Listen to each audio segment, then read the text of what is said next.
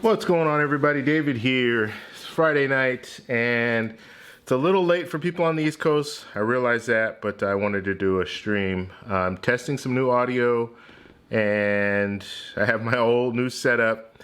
I changed it a little bit, so we've kind of taken out some things and added a few things too. So I'm going to go ahead and do a stream today. We're going to look at the Chase Sapphire Preferred, and this is mainly for people who are new in travel rewards credit cards.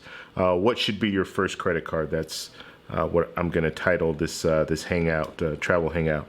So wait for a few people to come in, and then we'll get going. If you do come in the chat, or if you do come in, just get in the chat and just let me know you're here just by saying hello, and we will get started momentarily. You guys can let me know what you feel about how you feel about the set. Yesterday I had it all, or not yesterday, but a couple days ago I had it all set up. I got on live and talked to a few people, and you guys had some issues, and I totally understand. Like this is the whole thing about setting things up and figuring things out. When you're doing this, I could have done it one of two ways. I could have just gotten on here and did a live stream. And checked it. That's what I did. Or I could have just recorded it and then checked it. I didn't do that, so I didn't really know exactly what was visible on the video. So now I have a little better idea.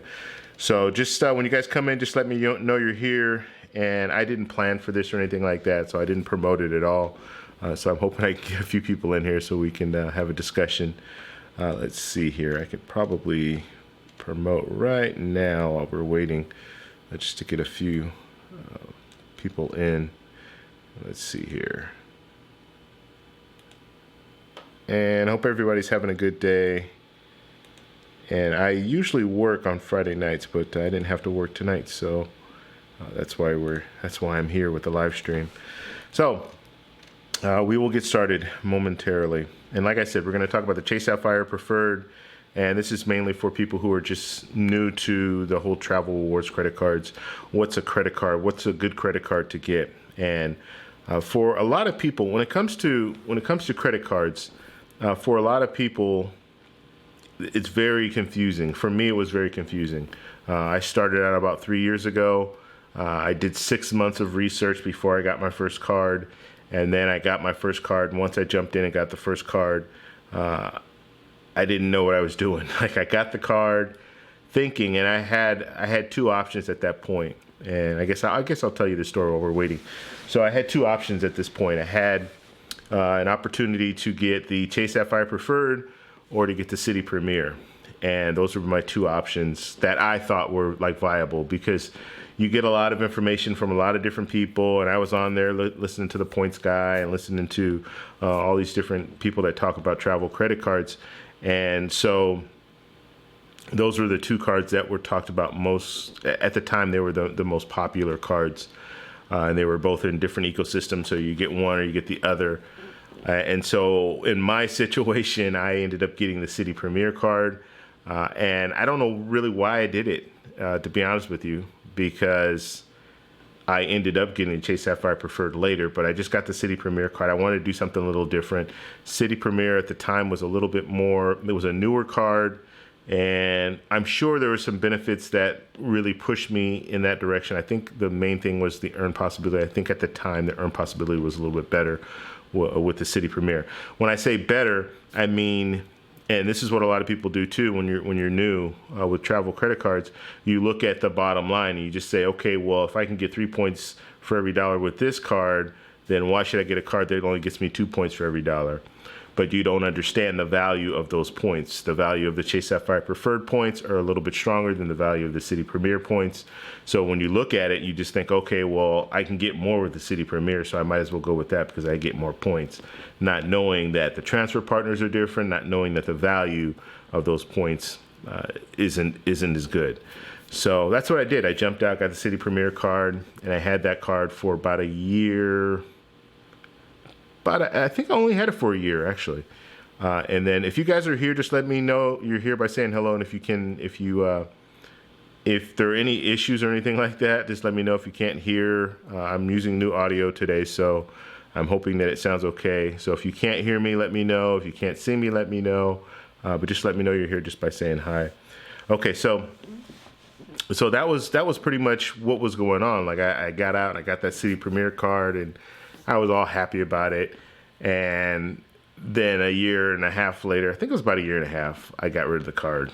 And that whole process, that year, I realized, hey, the Chase Sapphire Preferred is a stronger card than the City Premier. So I ended up getting the Chase Sapphire Preferred, and then I moved into that whole ecosystem. So if you're new, it's very confusing, and I totally get it when it comes to getting these different credit cards, because you might think a card is better just because you get more points, and then you realize that there's another card out there that's even better. So what's going on, that guy? Let's see, how's it going? Bright background. I'm not used to this. Yeah. I had to darken the background just a little bit. I put that light back there on a dimmer, and then I had some other little lights that I'm adding to it. So I had those two big domes. Now I only have one. You see that one in the background. Yeah, I had to make some changes, and I'll probably continue to make changes. It's just nothing's going to be stagnant when it comes to this. But yeah, we're trying some new stuff. I had the black background before, and now I'm changing it to this little thing. I don't know if you saw the last stream, that guy, but the last stream I had this set up, but it was just a little bit different, and it was a lot brighter. So, okay, so let's see. And I realize it's late for the people on the West Coast, or the West Coast, on the East Coast, so I'm probably only going to get people from the West Coast, and I understand that. But we're going to talk anyway. And then tomorrow, for sure tomorrow, I'll be doing a live stream. So Saturday night, we'll do a live stream. It'll start at 7 p.m. Pacific Standard Time. And then we'll talk a little bit about it. Tomorrow, I want to talk about the... God, what was the topic? Oh, the Tandem card. So what's the best Tandem card out there? Like Tandem cards out there.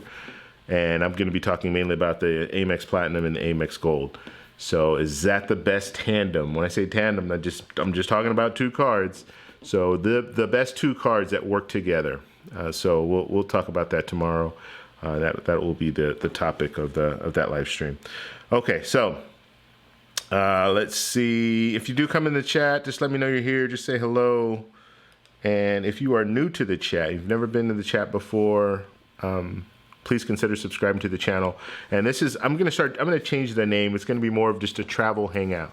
So where we can all come and just talk about travels, our travel experiences, travel credit cards, traveling on a budget, all that stuff. So that's what I'm aiming at with these live streams. And the good part about it is it's just us talking. So it's not, there's no right or wrong. There's never been really a right or wrong when it comes to travel, how you get to different places. People travel different. Like I personally don't like to stay in hostels. And I should say this. I've never stayed at a hostel, and I don't really plan on staying at hostels.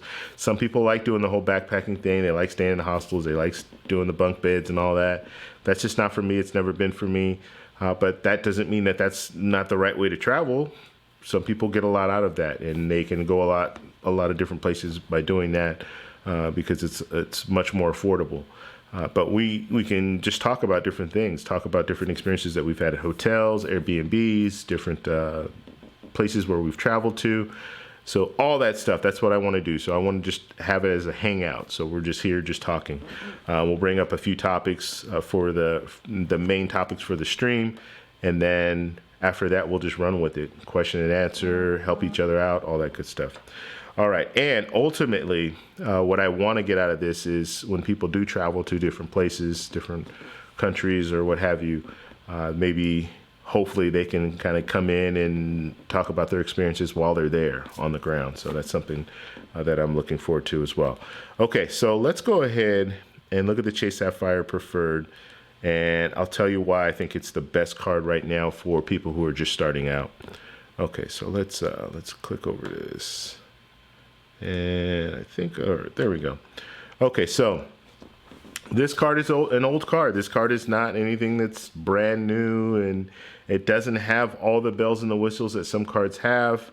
However, it is definitely a card that you should consider if you are just starting out with travel reward credit cards. I would say it's the best card to get.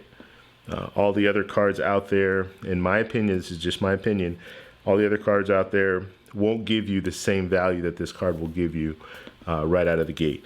And it's probably one of the easier cards. It's not a cashback card or anything like that, but it's probably one of the easier cards to use because there's a ton of information about how to transfer points and all that. It's all online. I mean, Chase is they have a lot of information. Now, I shouldn't say Chase has a lot of information, but there's a lot of information on YouTube about this card.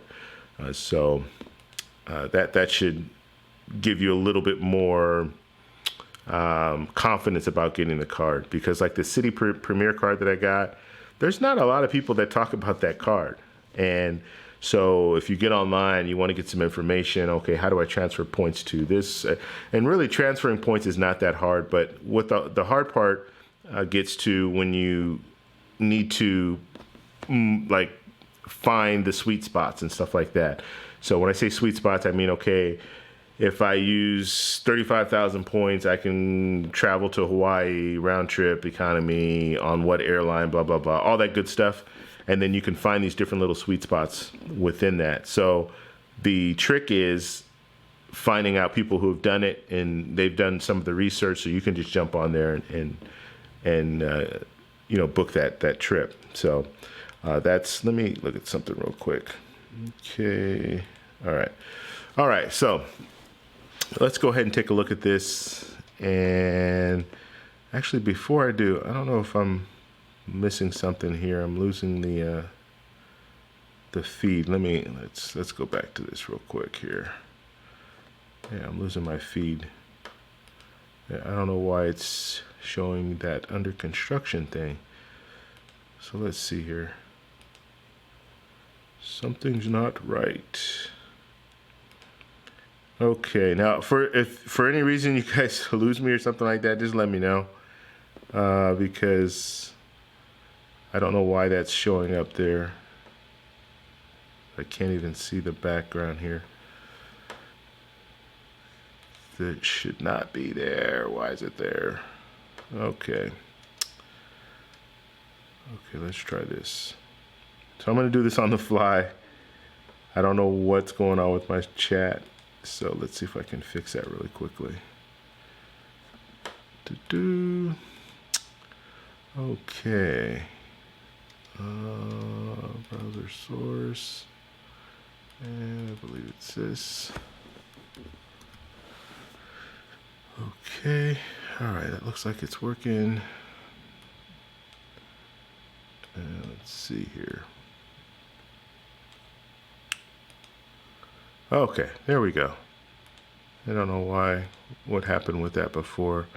Okay, I like it looks. It didn't see the last stream. No, 12:38 here. So it's late. Yeah, it's late. That guy. I appreciate you being on. It's almost 1 in the morning there. Yeah, it stopped working on the chat for like 3 minutes.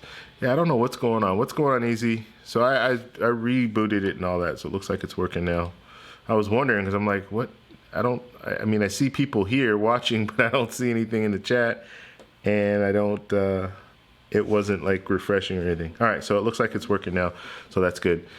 Okay, YouTube is having issues in the US. Okay, yeah, Facebook last week, that was pretty crazy, right?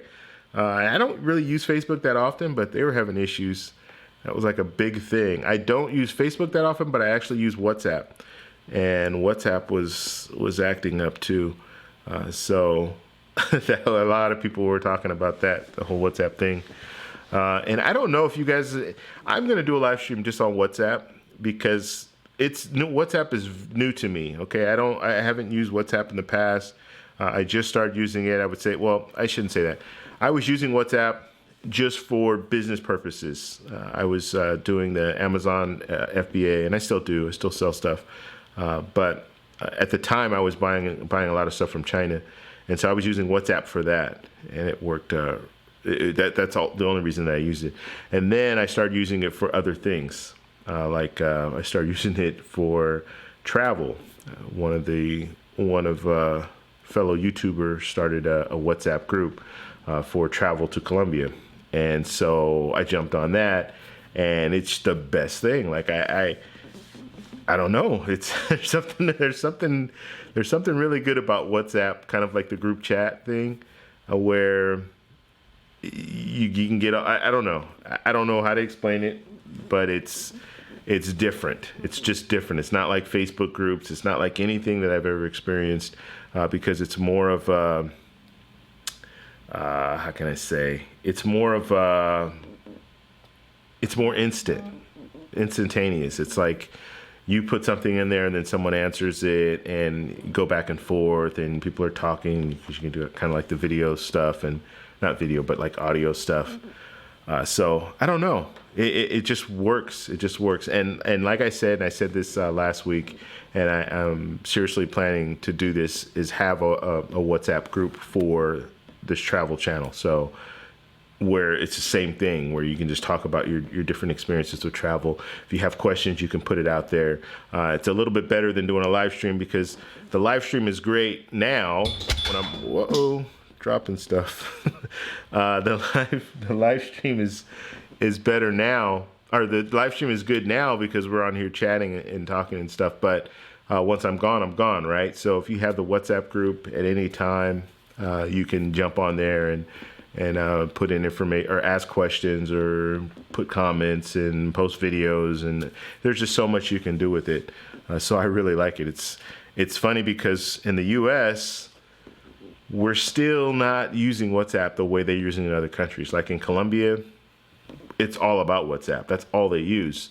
They don't use text because a lot of their plans, like their phone plans, don't give them unlimited text.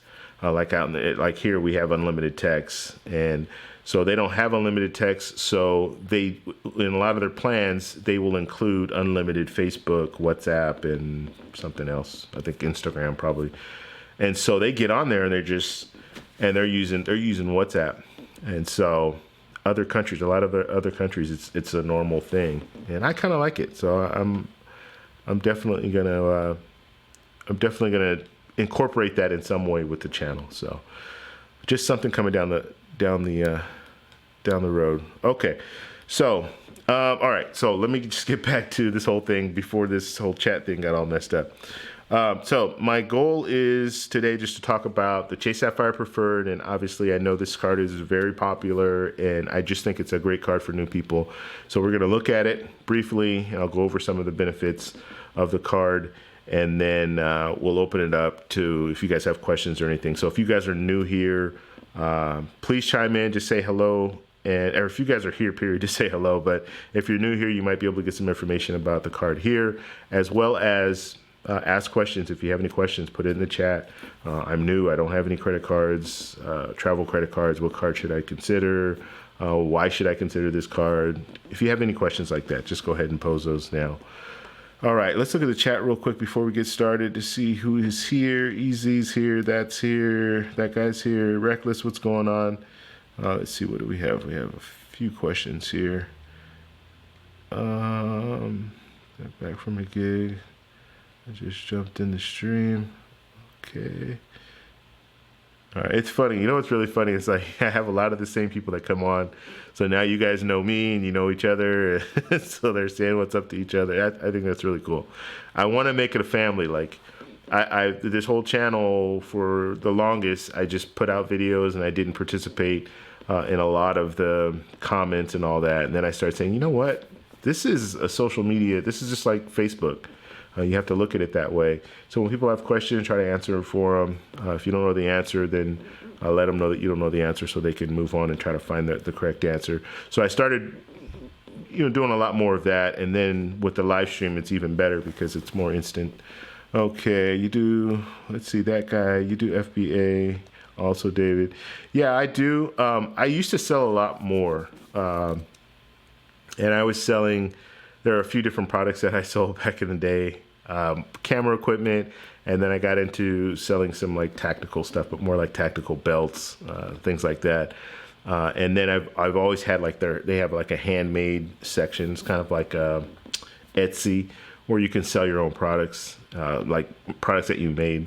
And so I had a lot of photography. I had some pictures that I was selling, and I'm still selling the pictures. I'm kind of getting away from all the other stuff. It's just so much You can be really successful with Amazon FBA. And if you don't know what Amazon FBA is, basically you can sell on Amazon as a third party, and so you can get your products, you can ship everything to Amazon, have it in their warehouse, and then when people purchase things, then they will just ship it out for you. So you pay them a small fee, and then whatever you sell it for is what you sell it for, and then you get your profits. Amazon will send you the check. So yeah, I was doing that with a lot of stuff from China.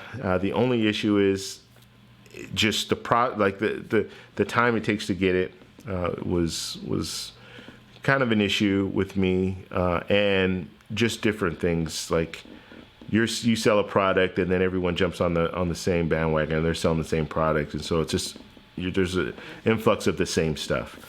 So what I started doing is I started selling my own stuff, so my own prints.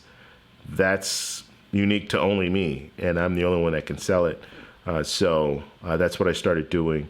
It's tough though to sell prints, photography prints. It's pretty tough because, and I get it, most people want to be able to see it in person and feel, like not really feel it, but they want to see the actual picture.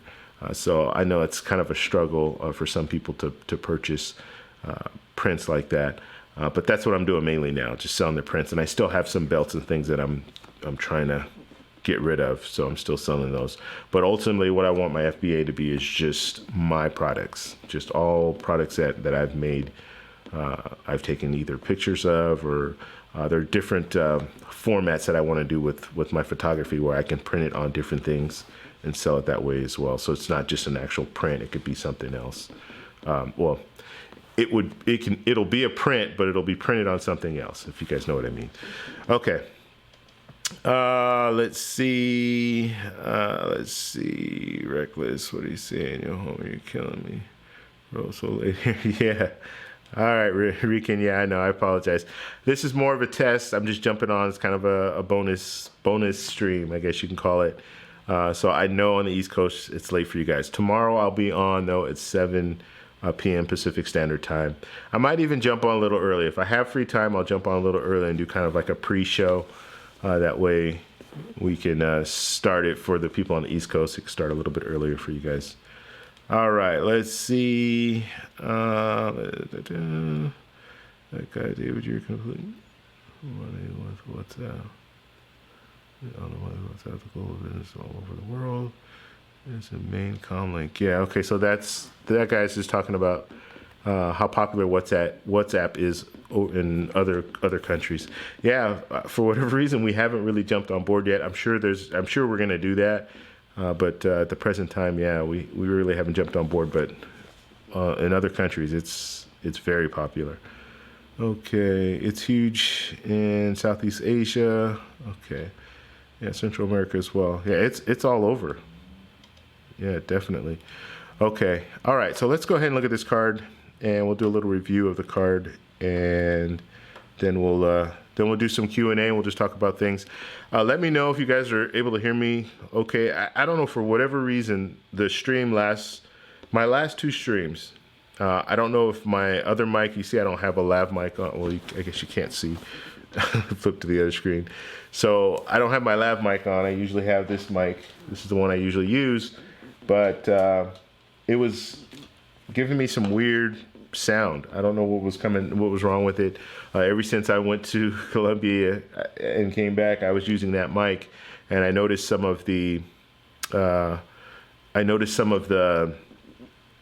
like the noise. I noticed hearing some noises when I was just recording. Like I'll do a sit down like this.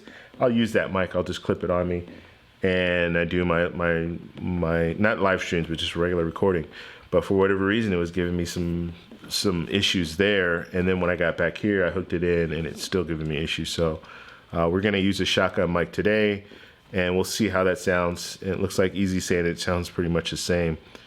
So if that's the case, and I'll listen to it. I'm like really, when it comes to audio, that's one thing I'm really very anal about because I want to make sure it sounds okay, because for me, it's frustrating when I can watch bad video. I can watch bad video all day, but I can't stand if the audio is just all messed up.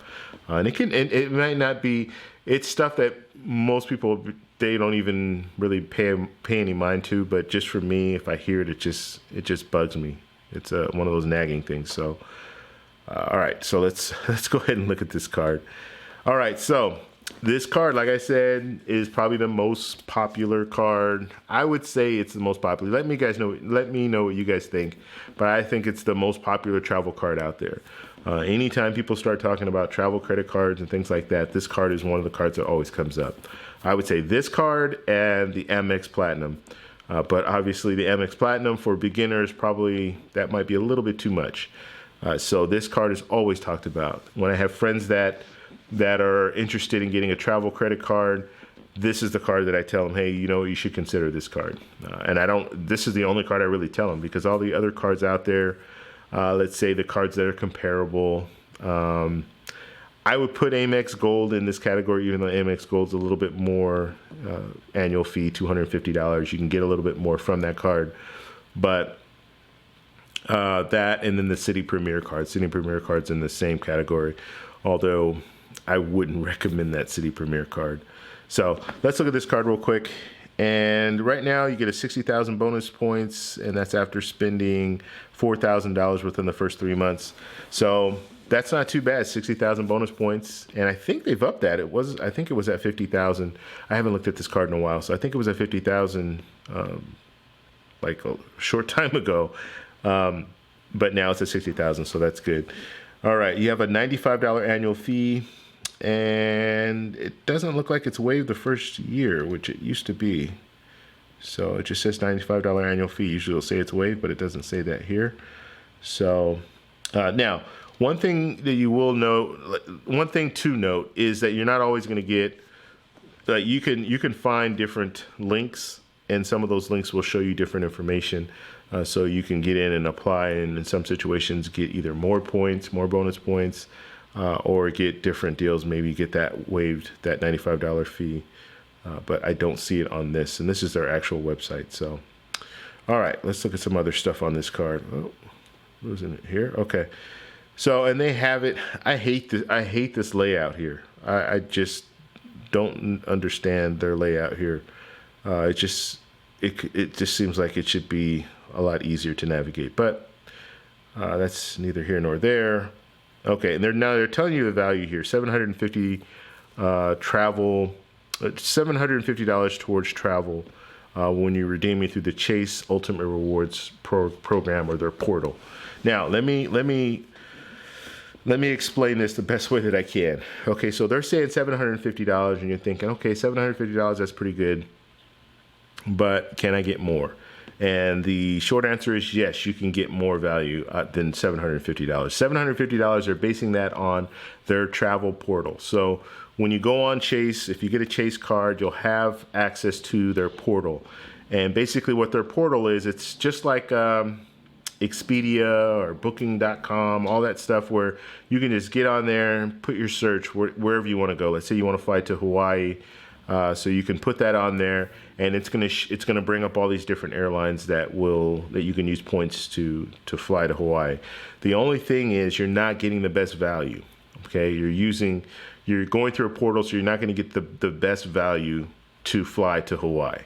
The way you get the best value is by taking those same points, and instead of using the travel portal, transferring them directly to, in this example, let's say United. United is a partner of Chase.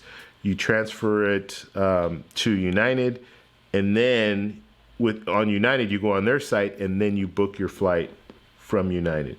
And actually, you don't transfer first. Because I don't want people to transfer points over there, because you can't transfer them back. So what I do, the best practice, the way I do it is I'll get on United, their website.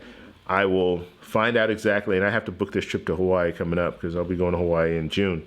So I will find the flight that I want and find out how many points it's going to take.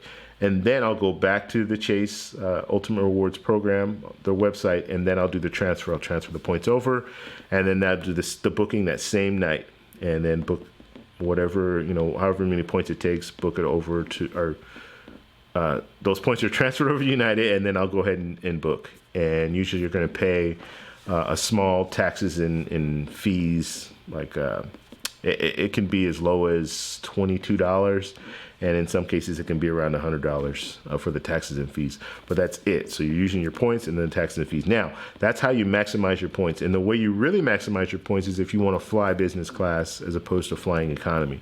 So if I want to fly business class, it's going to take more points, but you're going to get more value because that business class seat is probably $1,000 or $1,500, and you're only going to use points and then a little bit of cash in order to book that. So that's how you do it. So looking at when they're saying that $750, that's a very conservative number. If you want to transfer your points to transfer partners, you're going to get more value. But the $750 is, they're talking about their portal. Okay. All right. Let's see. And you see how they show all that. So $750 for airfare, $750 for hotel, and then $600 for cash. Now they're saying $600 for cash because if you just cash out, you're the very bare minimum of what you can get out of the 60,000 points. Bare minimum would be $600. So that's like the cashback value. Don't ever do that. Unless you absolutely need that, you have to, don't ever do that because that's the worst value. So just keep that in mind. And unless you absolutely have to, don't cash out. And I actually had a friend of mine that had he got the card. I think he got the card sometime last year. And he asked me same thing. Hey, what's a good card to get for travel and all that? And I told him. And I hadn't really talked to him. I talked to him about the card in months. And I talked to him last month. And I was like, hey, so you got points and all that? And he was like, yeah, I had the points, but I cashed them out. No. So he took the cash option. And yeah.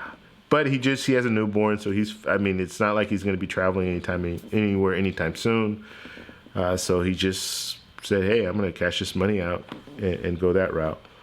So, all right, let's move on. Now, talking about the earn possibility with this card. So the earn possibility with this card is not too bad. You're going to get 2 times points on travel on travel from airfare, hotels, taxis, and trains. So you get 2 points for every dollar spent. So that's not too bad. It's kind of, yes, there are better cards out there that will get you more earn possibility. But for a person just starting out, it's good because you have different categories where you can get those 2 points for every dollar spent. So you get it with the travel. You'll get it with the dining. So if you're using it at restaurants, you're going to get 2 points for every dollar spent. And then you're going to get 1 point for every dollar spent on all of the purchases. So that's kind of the layout there. But like I said, if you're new, just starting out, one thing that's going to really start is going to get a little. One thing that's new, that's going to be new, is when do you use a card, when don't you use a card, and you're going to start thinking like in your head, okay, like now it's just automatic. I know, okay, I'm at a restaurant, I'm pulling out, and I use a Chase Sapphire Reserve, but I'm pulling out my Chase Sapphire Reserve. I get 3 points back for every dollar spent. So I know that now. But when you're just starting out, you might have a couple of cards and you're thinking, okay, well, do I use the Chase Sapphire Preferred? Do I use the American Airlines Advantage card? Whatever cards you have, you're going to be thinking about in your head, okay, what's the best value and all that? Or not the best value, but what's the best earn possibility with each card? So this makes it pretty easy. Because if you're traveling, you're gonna use this card. If you're dining, if you're going to restaurants, fast food restaurants, what have you, you're gonna use this card because if it's the card that you have and it gets you 2 points for every dollar spent and your other cards won't get you that, then you're using this card. Plus, you could be in a situation where you want to get all your points in one basket or one ecosystem. That way, you have more power when you travel. So if I want to transfer my points, if I'm using just this card, all my points are going to the same ecosystem. If you complement this card with the Chase Freedom card or Chase Freedom Unlimited card, which are both no annual fee cards, then you have even more power because you have more leverage now. Like the Chase Freedom Unlimited, it's 1.5 points back for every dollar spent. So now you're no longer in a situation where you're only going to get $1 or 1 point for every dollar spent. Now you can get 1.5. So anything that falls out of that category for the Chase Sapphire Preferred where you're only going to get 1 point for every dollar spent. Let's say you go to a grocery store, you're only going to get 1 point for every dollar spent with the Chase Sapphire Preferred. Then you use the Chase Freedom Unlimited, you get 1.5 back. Or you have the Chase Freedom Unlimited, or you get the Chase Freedom. If you get the Chase Freedom, then now you have these rotating categories. So every quarter you get get different categories, and a lot of those categories are grocery stores, like Costco, like they'll do the Costco. What's the other one called? Gotta get Sam's Club. So Sam's Club, Costco, then they'll do department stores, and they'll just rotate it every quarter, and then that will give you even more opportunity. And that, when they do it every quarter, it's going to be 5 points for every dollar spent, and it's up to like $1,500. So there are different ways to really maximize your points with Chase. Okay. So let's move on. No foreign transaction fees. Okay, so this is a big thing for people who travel. So, and I use credit cards. When I travel, I like to use credit cards as much as possible. Now, you do need to understand you're not going to be able to use that card all the time. So you will be in certain situations where you have to use cash, right? Because not every restaurant you go to in other countries, most restaurants will take credit cards. But let's say you want to do street vendor, you want to get food on the street and stuff like that, you're going to need to use cash. You buy souvenirs and stuff like that, you're going to need to use cash for the most part. So you're going to need to use cash. But I like to use my credit card whenever possible because they're not charging me any transaction fees or anything like that. So I'll have cash on me, but I would prefer to use my credit card if possible. And so that's kind of how I go. And you save a lot of money that way save a lot of money in fees. All right. And just for example, when I was in Colombia 2 weeks ago, I used my credit card as much as I possibly could. I did take out some cash, so I did pay a few transaction fees. But for the most part, I was using my credit card, and so I didn't have to take out as much cash as I normally would. What some people do, and I really don't like doing this. What some people do is they'll just take out as much cash as they can at once, or they'll bring a lot of cash with them and they'll just exchange it and do it all at once. And so they have all that cash, but then you have to have a place for it. You put it in your room or what have you. It's just for me, it's just better to use my credit card whenever possible. And then just have minimal cash, just enough cash to buy things if I need to buy little things here and there. And obviously it depends on where you're traveling to. Some places the credit card option is not going to be as good as other places. Okay, let's see. Auto rental collision damage. Okay, so this is good too to know, especially if you're brand new to travel credit cards. Not all credit cards will give you this advantage or this option. So let's say you're renting a car. When I travel to other countries, I very rarely will rent cars. I've only done it a handful of times. But let's say you're in the U.S. and let's say for me, if I'm in the U.S. and I travel somewhere and I want to rent a car, I can rent a car and get primary insurance. So when they try to pitch you that, you can get insurance through us, so you pay that little extra fee, or you just use your own insurance from your own insurance that you have, auto insurance.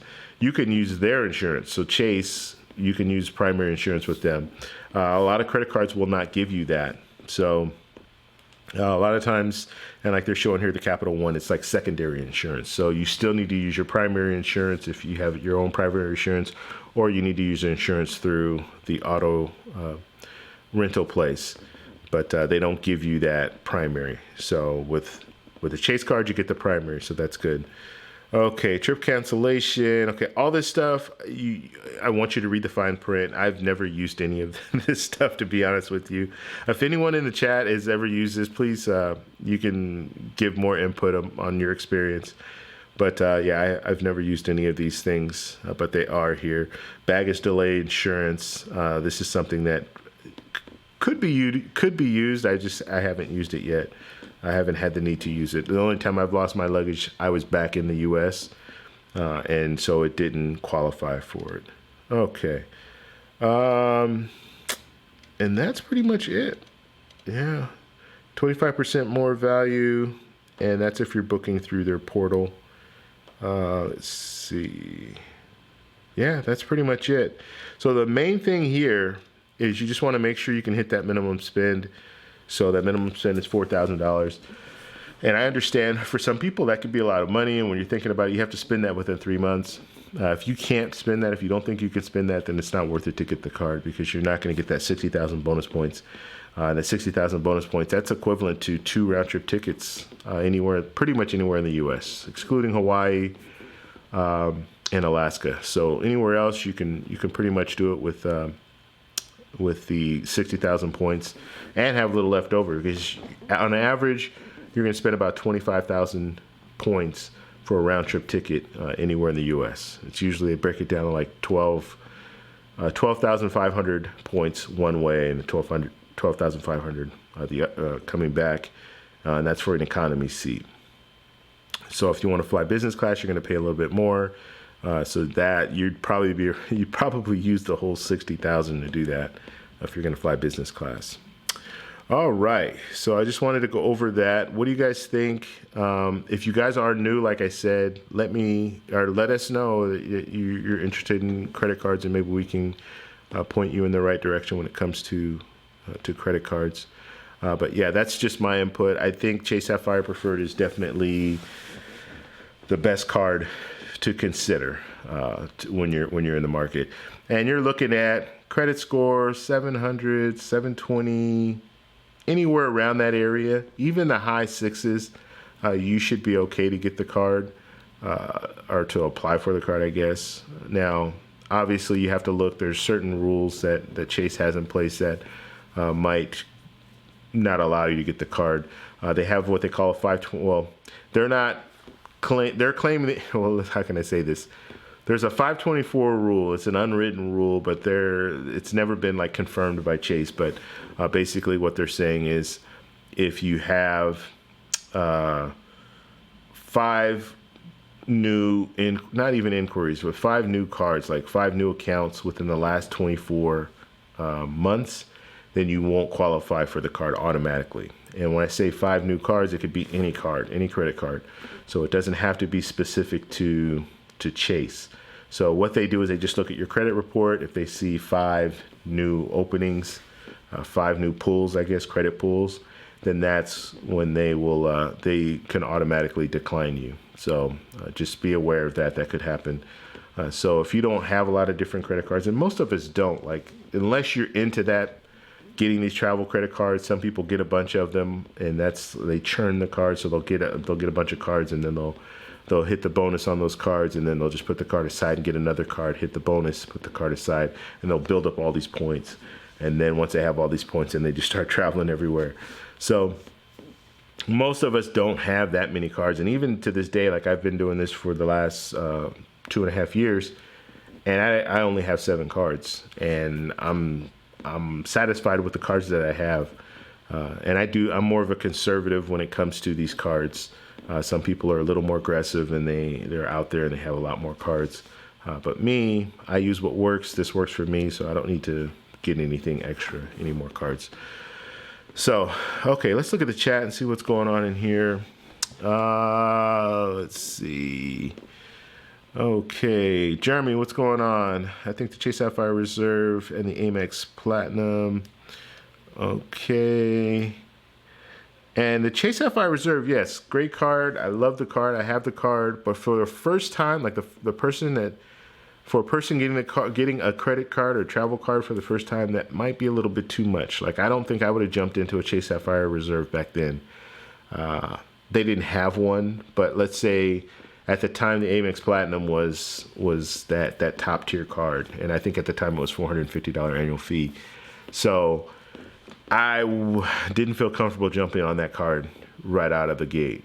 So a lot of people, when you first start out, you might not want to jump. I mean, $450 is a lot of money, and now it's $550. So just to think about it like that, I don't know too many people that would jump in like that. Okay, Life for Business. What's going on? Sorry, but the reserve is better. 3-point credit. Yeah, I understand. Yeah, I get it. Yes, I totally agree with you. The Chase Sapphire Reserve is a better card. But I'm just saying, starting out, I don't know if people are comfortable with that.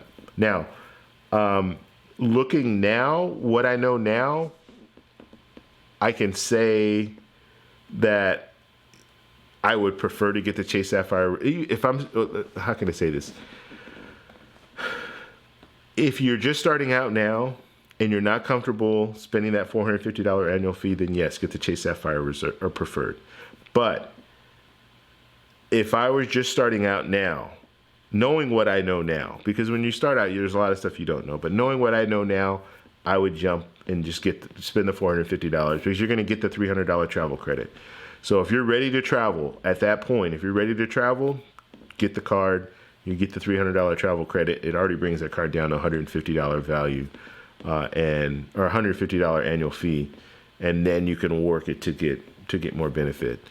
But it's just that sticker price is what scares people. And if you're new and you see that sticker price, you might be, you know what? I don't know. I don't know if I want to do this. Like, I don't know if I want to invest this much money into a card. I might not want to continue getting credit cards and things like that. So you might want to start off slow. And back in the day, and I don't see it on here now, but like I said, it was $0 annual fee for the first year and then $95 after that. So it was one of those cards you could just jump in. You didn't have to pay anything. So, but yes, I totally agree with you. Chase Sapphire Reserve is a better card. Let's see. Reckless Weekend changed yesterday to 60,000. Okay, so Reckless is saying it changed to 60,000 yesterday. Yeah, and that annual fee's not waived anymore. So they bumped it up. It used to be 50,000, now it's 60,000, so you get extra 10,000 points, so that's good. And Easy's saying it's Expedia, so when you get on and you do the portal, it's going to be Expedia that you're using. Reserve is better, but it's a lot harder for most people to get, specifically for anyone less or anyone that has never had 10,000K limit in a single credit card. Good relationship with Chase. Yeah, so, and it is a little bit harder too, and I guess I should have mentioned that. It's a little easier to get the Chase Sapphire Preferred as far as like your credit history and all that, whereas the Chase Sapphire Reserve is a higher end card and it is a little more difficult to get. Chris, what's going on? Hey, I sent you a message a while back about the Venture Card minimum spend. What was that question? I don't remember it. So if you can post it again, and we'll look into that. Let's see. Life or Business Sapphire Reserves better. Yep, I agree. Easy. Chase Sapphire Preferred Freedom is a good combo for new people. Yes, I would agree with that too. So Easy is just saying a combination between the two. And I talked about it a little bit. So you have the Chase Sapphire Preferred, and then and the Chase Sapphire Preferred is a card that allows you to use they both allow you to use a Chase. Well, I don't know. I don't know if they consider the Chase Ultimate Rewards program, but the Chase Sapphire Preferred will allow you to transfer points to transfer partners. So you can transfer to different airlines. You can transfer to hotels. The Chase Freedom and the Chase Freedom Unlimited is a cashback card, so they don't allow you to transfer to these different transfer partners. But the beauty of having the two cards is if you have the Chase Sapphire Preferred and you have the Chase Freedom card, one of the Chase Freedom cards, you can earn points with the Chase Freedom card, transfer those points over to the Chase Sapphire Preferred card, and then once those points are in the Chase Sapphire Preferred card, then you can transfer to the different transfer partners. So they are a good tandem. Let's see here. Easy. The trip protection on the Chase Sapphire Preferred is good. My flight was delayed by a day back in the U.S. Got the hotel room and allowance for a meal and transportation covered. So that's good. So Easy's talking about the trip cancellation or delay. So he's used it before. I haven't used it before.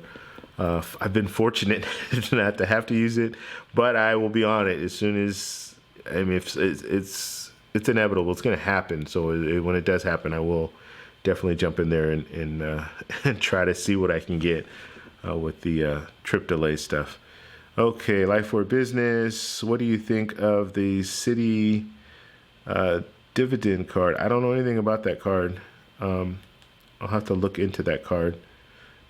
Yeah, the City. I'm not really big on city cards. I haven't really found anything that I liked. Like I said, I had or at the very beginning of this stream, I just talked about the City Premier card. I had that card. That was the first card that I ever got. Didn't really like the transfer partners with the card. And then I got and then I was considering getting the City Prestige card, and then I didn't want to do the ecosystem anymore. So I jumped over to the Chase Sapphire Preferred, and then started working that ecosystem. Okay, let's see. For international flyers and travelers, Amex Platinum and Gold is only $1 or 1 point per dollar, so it sucks at the end, unlike Chase, which remains 2-3.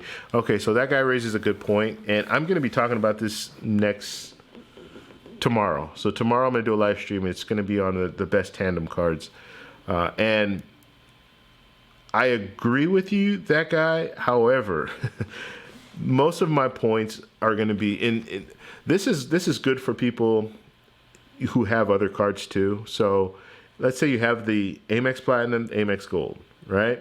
And then you have another card, Chase Sapphire Reserve, or you have Chase Sapphire Preferred, or whatever. You have another card.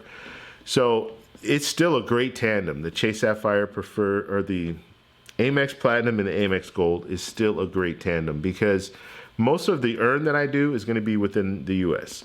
So, and then if I do travel within the U.S., I'm still getting that same earn. Now, when I travel outside of the country, which I like to do at least 4 times a year, then yes, I'm not going to be able to maximize that. I'm not going to be able to get the 4 times points on dining and the 4 times points on grocery stores and whatever I can get with the Amex Gold. I'm not going to get that value because it's US only. But the majority of the points that I'm going to earn are going to be within the US. That's the way I look at it. So when I do go to these other countries, I can use a different card and get points with that card. So that's the way that I would handle that situation. But I think when you look at overall the points that you can get, the points that you can earn with that card, with those 2 cards, I think it's phenomenal. I don't think there's anything like it. If you're like trying to earn points, I don't think there's anything like it. And then you have to think of how much time do you spend in another country? 7 days for one trip, maybe 7 days for another trip. And then when you come back to the US, you're using that card all the time and you're earning points. And grocery stores is amazing to me because I don't know of any card that's going to get you that with grocery stores. Other than the Chase Freedom and the Chase, actually just the Chase Freedom, when they do the rotating and they rotate it over to grocery stores for the 3 months. Yeah, you'll be able to earn the 5 points for every dollar spent, and then you cap it off at 1,500. But I don't know of any card that's going to get you that same value. So, yeah, earn all your money in the U.S. or earn all your points in the U.S. and then travel. And get another card. Just have another card. Even if you have like a certain I don't know, United Explorer card, or you have one of these other cards where you can use it. I don't even know if the Explorer, I guess I need to do my research. I don't know what you get on dining with the Explorer. But just have another card that's going to get you 2 to 3 times points on dining. And that's pretty much it. Like that and hotel maybe. I don't know. Like, what else do you need? What else would you use your card for when you're in another country to, like, the majority is going to be dining. Let's just put it that way. Because you're going to book your airfare here. You're going to book your hotel probably here. So, all right. Let's see. What else do we have as questions? Easy. Chase won't be waiving the annual fee for the card application in the branch, probably.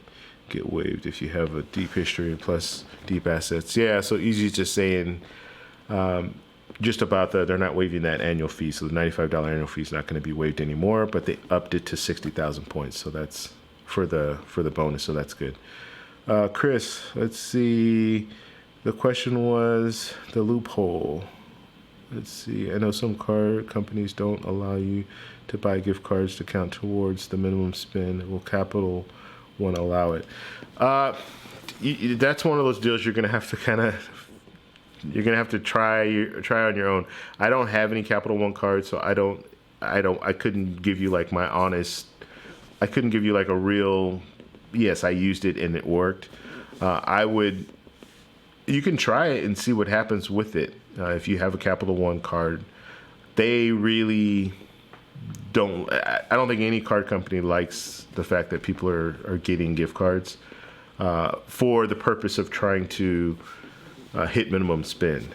They all don't like that. So it's a matter of, are they enforcing it or not? I don't know the answer to that question. If you're getting a bunch of gift cards, then you're probably going to run into some issues. And I always, like I said, I'm conservative when it comes to these cards. I don't like to jump out and get a bunch of cards, like do the churning and all that. And when I get a card, I know I can hit that minimum spend, no problem. And I don't want to do the manufacturer spending. I don't want to do the gift cards and all that kind of stuff to try to hit minimum spend. If I'm in that situation, then I'm just not going to get the card. So that's the way that I do it. Some people, yes, they want to get 2 or 3 cards at one time. And so they have 3 months and they need to hit minimum spends on all 3 cards. And so they start getting creative and doing the gift cards and all that. But like I said, I would watch out. Just be careful, because you don't want to be in a situation where you start getting these gift cards and you hit that minimum spend, you get the points, and then all of a sudden they catch on to it, and then they wipe your points out and close your account. So you don't want to be that person. So just be careful. I would just go into some of the forums that talk about the Capital One cards and just see what they're saying. But I would still, even if I'm doing something like that, I would still be very conservative in how I'm doing it. So I'm not going to be getting 10 gift cards at a time and things like that. I would really be strategic when it comes to that. Okay. Easy. What kind of gift cards? Chris, good question. Does it matter? Let's see. Weekend, I have the Chase Sapphire Preferred and the Freedom Unlimited Business Hilton, Gold Delta, Amazon Business Premier, Victoria's Secret. Yeah, right. Wow. Okay. Best Buy, and a bunch of stupid ones that recommend. Next wife just got the IHG and the Starbucks. Okay, so Rican's gone through all the cards that he has. And IHG is kind of, I don't use the IHG. I don't have an IHG card. I very rarely stay at IHG properties, but they do give you some really good like sign-up bonuses. But the only thing is it takes a lot of points in order to stay at those different properties. So, but they're all over. IHG they have a lot of different properties. And I know, like, just being in Colombia, one of my biggest pet peeves about Hyatt, and I love Hyatt properties, but one of my biggest pet peeves is they're not in a lot of locations. So in Colombia, the whole country, there's only one Hyatt property, and that's in Cartagena. They're building another one, I believe, in Bogota, which I don't like Bogota, so that doesn't really help me. If they had one in Medellin, I'd be happy with that. But IHG, they're pretty much everywhere. And the last time I was in Cartagena, which was about, was it 2 years ago? 3 years ago? So 2 years ago, I was in Medellin. I was in Cartagena about 3 years ago, and I stayed at a Holiday Inn Express, and that's IHG. And so that was that was a nice hotel in Cartagena. It was high rise. It was brand new. You had the pool on the top, like the roof. You had the rooftop pool, and it was a nice setup. So they definitely have a corner on, like, the hotels. They have a lot. Them, as well as, well, Hilton's good too. Hilton has a lot, but Marriott has a lot as well. So, all right, that guy. I totally agree with you with the earn possibility with the Amex Platinum Gold combo being amazing. Yeah, I just think it's a good setup, and that's why I'm going to talk about it tomorrow. It's probably my next move. Other than, there are a couple other airline cards that I might consider getting. The Alaska Airlines card and then the JetBlue card. Those are the 2 airline cards I'm considering getting. But then at some point I am going to jump into the whole Amex ecosystem, and those are the 2 cards that I'm eyeing right now. Okay, Rican, I'll laugh about next card to get Okay. Easy. What's your goal, Rican? Travel cashback, another account, travel. Okay, so Amex goal maybe. Okay, so Easy's answering his question. I would agree. Amex goal's a good card. Let's see. Let's look at what Rican was writing here. Then we can maybe give him some advice when it comes. So he has the Chase Sapphire Preferred and the Freedom Unlimited, Business Hilton, Gold Delta, Amazon Card, Victoria's Secret, Best Buy. Okay, so yeah, I would do. I mean, you don't have an Amex Platinum or an Amex Gold. Those would probably be the two cards that I would be considering if I had what you have right now. If you don't want to get that Chase Sapphire Reserve, like you have the Chase Sapphire Preferred now, they're not going to allow you to get both. So I would probably do the Amex Gold and the Amex Platinum, and that should get you a nice little setup. Yeah, because that's kind of where I am right now. I'm looking at those two cards. That's where I would be. But definitely, if you're going to get the Amex Platinum, you should complement it with the Amex Gold, just to hit that, just to get that to maximize the earn possibility with those cards, because you're not going to get it all with the Amex Platinum. Amex Platinum is great for booking airline, or booking airfare, and the lounge access is amazing with that. So you have the Centurion lounges, and then you have Priority Pass lounges, then you have the Delta Sky Club, whatever they call their thing. So you have a variety of different lounges that you can go to. So getting like a Chase Sapphire Reserve, you're going to get the Priority Pass lounges, but that's all you're going to get. And you get the travel credit and all that good stuff. But if I were in your shoes, I would jump over to Amex, the Amex Gold and Amex Platinum. Okay, and then so you're saying here that you are going to upgrade to the Reserve, so and then you're going to do that in September. So yeah, that really solidifies it. Then yeah, Amex Gold, Amex Platinum, that's what I would look at. Okay. And I'll probably be right with you getting the Amex. I'm definitely getting the Amex Platinum. And like I just told you, if I get the Amex Platinum, I need to get the Amex Gold as well. So I just need to kind of figure out a few things when it comes to a couple cards. Like I said, I don't like to have a variety of different cards. So I might be closing a couple of accounts or downgrading those accounts. I don't like to close them, so I'll probably downgrade a couple of cards, and then I'll jump into getting those other two cards. All right. So, let's see. Any more questions or any more comments? Please put it in the chat now so we can discuss. Like I said, I just came on. This is kind of an impromptu thing. The main reason, well, I won't say the main reason, but I got my little set going, so I wanted to see how that was working. I wanted to work on my audio as well. I will be doing a live stream tomorrow at 7 p.m. Pacific Standard Time, and I'll try to do a pre-show. I know those are kind of popular. Like people will do like a pre-show where they start a little bit early and they just talk about things, and then they go into the actual show.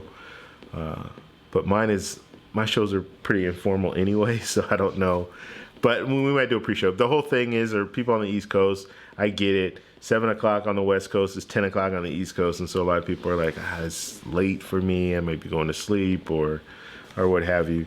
So I want to be able to reach out to everyone. So 7 o'clock works for me, but there are times where I can start a little bit earlier. So maybe we'll do kind of a little pre-show and then go on from there tomorrow. All right. Let's see. What else do we have? Upgrading in September. Okay, we talked about that. Let's see. Easy. Make that guy and me admins. Okay, so Easy. I don't even know how this. Okay, I've been streaming for 2-3 months. I don't know what admins. I don't know any of this stuff. Like, I need to do a little bit more research. Like, I jumped on. I learned how to use OBS, and I'm still working on all the little fine tuning stuff. But I definitely want it to grow. And so maybe I do need to like add some different things in there. Do hangouts more of like I don't know. I don't even know how to do all this stuff. I'm technical when it comes to certain things like photography, camera equipment, all that I'm technical with. But when it comes to like social media, YouTube, there's a lot of things that I'm learning. And I don't even know the benefit of having an admin. I don't know. Like, yeah, a lot of that stuff I don't know. But I will consider it easy. Once I find out and you want to volunteer to be that guy, maybe I will definitely look into that and figure it out. Oreos and hot chocolate hangouts. Yeah. So other than that, let's see, do we have anything else? I don't think anything else really came up travel related. I wanted to do some travel news too. Yeah, we all heard about the airline. We all heard about Boeing. I talked a little bit about that in my last stream, just about the 737 MAX planes, and it's pretty tragic. And it sounds like the airplanes are faulty in some way, so they're working on that. Yeah, that's unfortunate, and it was crazy too because, like I said in the last stream, I was in Colombia at the time. I still had to get home, and at that time they hadn't. I knew I was flying on the A320s because I had already done my research, so looked them up, and but still, like, just that feeling. And at the time they hadn't.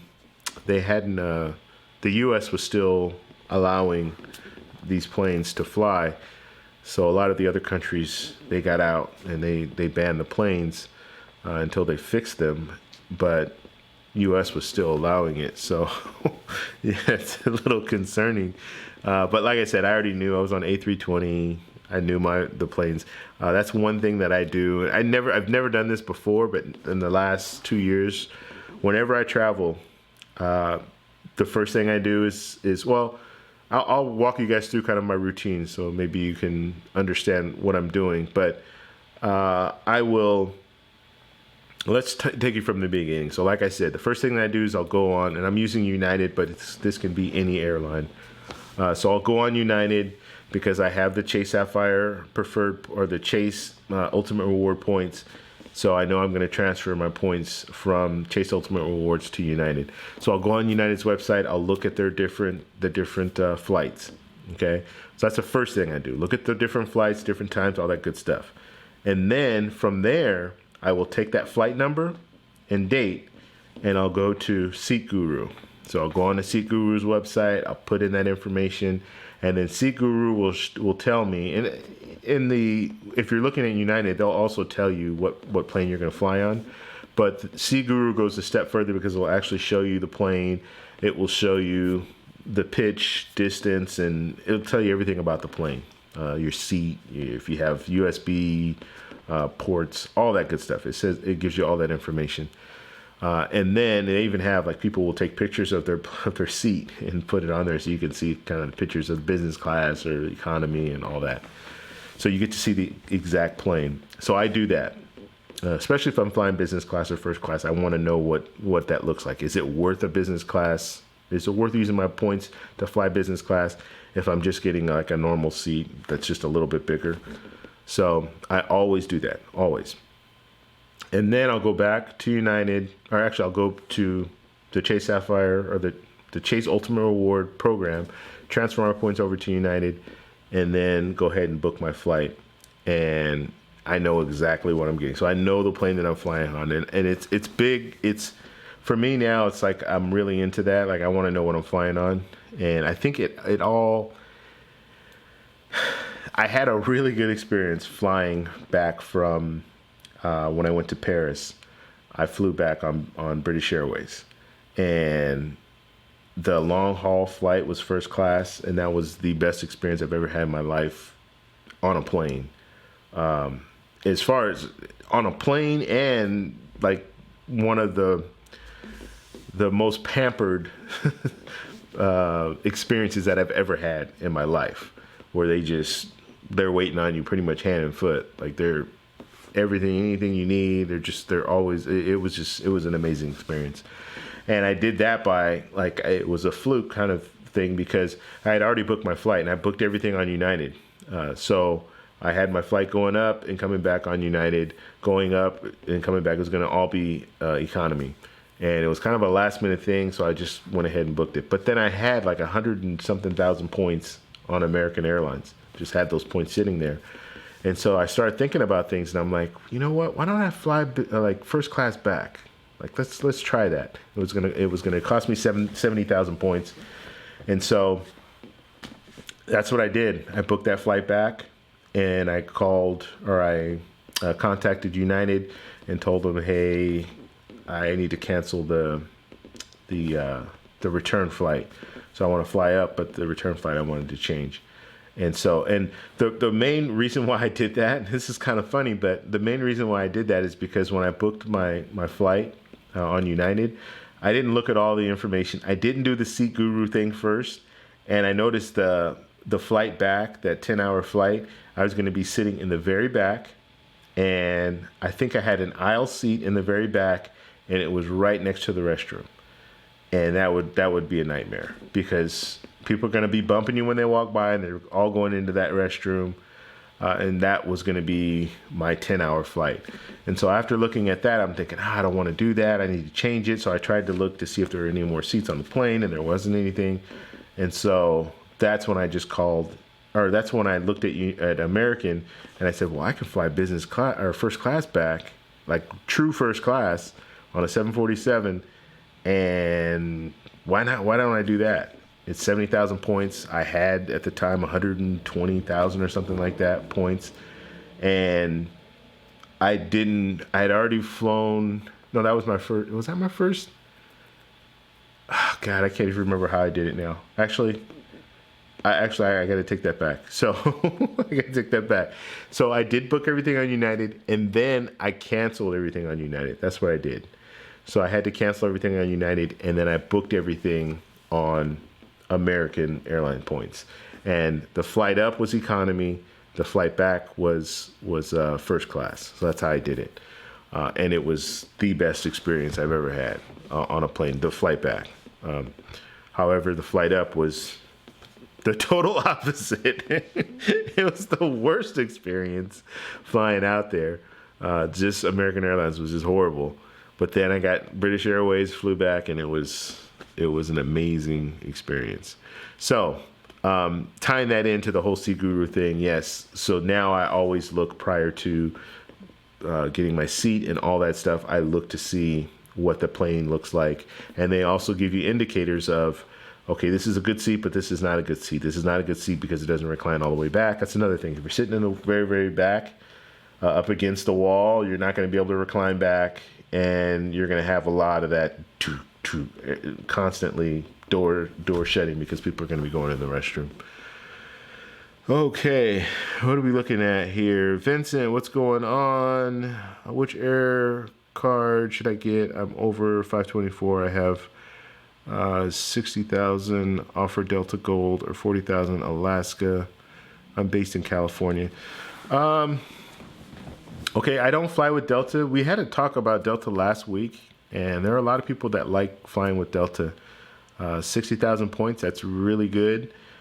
You have the different not transfer partners, but you have the different alliances with Delta. You also have alliances with Alaska, though, so that's something to consider too. I don't know what your travel plans are, where you want to go. If you're traveling outside of the country, Delta would probably give you more options. But Alaska does give you options as well because they do have some transfer partners. I say transfer partners. They do have airline partners that are outside of the country. I've flown on Hannan Air. They're a partner of Alaska. Hannan Air was actually a pretty good airline to fly on. I've flown both business class with them, and then I've flown economy. Even their economy flight was good, and that was coming back from China, and it was good. The food was pretty good. They even give you a little amenities kit, slippers, all that, and we're talking this is economy, so They do a pretty good job. The good thing about Alaska is you get that 40,000 sign up bonus, 40,000 points. It only takes 50,000 points to fly business class one way, so your points will go further with Alaska. So yeah, just something I personally like Alaska, and that's why I'm considering getting their card. But Delta definitely would probably give you more options just because they have a larger partnership when it comes to different airlines. And like I said, it depends where you want to fly. If you're flying out of the country, yeah, Delta's probably going to be your best option. If you're flying within the U.S., Alaska, I mean, they've always ranked high when it comes to customer service. So it's just something to consider. Okay, that guy, don't get the gold. Wait for the 100,000 Amex Platinum targeted offer first and then get the gold afterwards. Okay, so that's that guy saying that. So he's got some inside information, I guess, about the 100,000. I've been waiting for the 100,000 offer. I haven't gotten it. I've heard it's usually for people who don't have Amex cards. Okay. Let's see, that guy. Yes, it's for not Amex users. Just realized Rican has a bunch already. So Alaska deal is better. Let's see. So max would be 75,000 for the platinum. Okay, I got some extra bonus. Vincent, I just can't decide which card to get between 40,000 Alaska Airlines offer or the 60,000 Delta Gold as a self. Refer safe. Let's see. Let's find the bonus because Amex cards. All right, I'm just reading through all these chats. You guys are kind of going back and forth, which is great. I love the fact that you guys are helping each other out. Amex Vaccine Reward cards. Who've called? Ask 100,000 bonus. Let's see, which one would you fly more? Yeah, that's what it's going to come down to. Vincent, where do you want to go? Like if maybe you put a little bit more of that, like what are your plans? It's out of the country, in the country.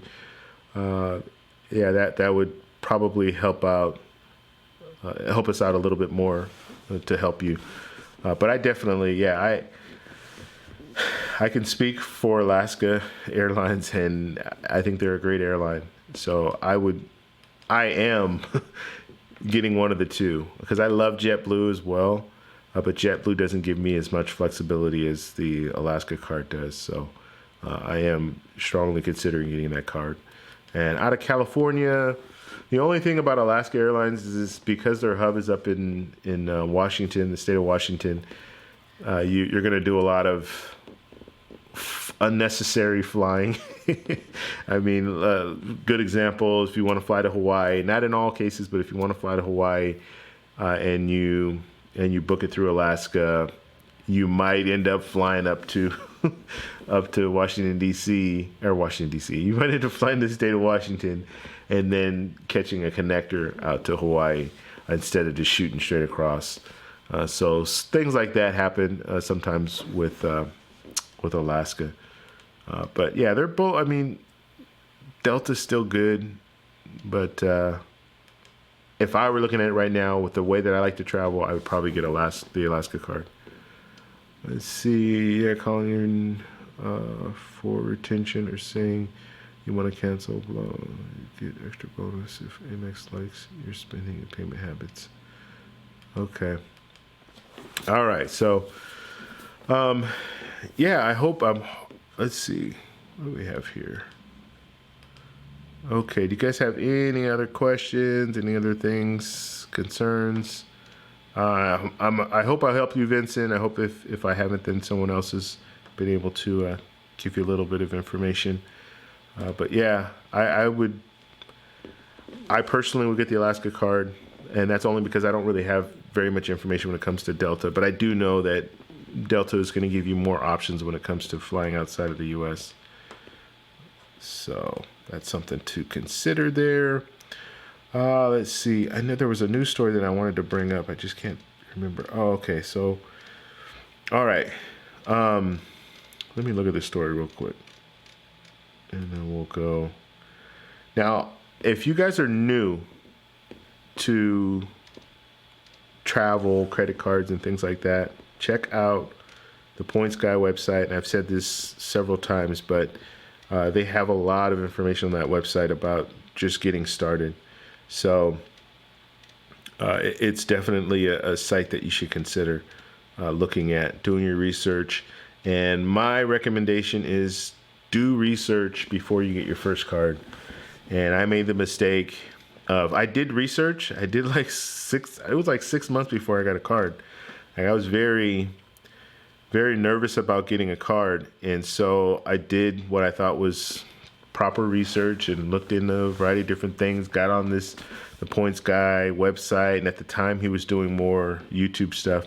He doesn't do very much YouTube stuff anymore, but he was doing a lot of YouTube stuff. So I got on there, I was looking at all that, and I got that City Premier card, and that was a mistake.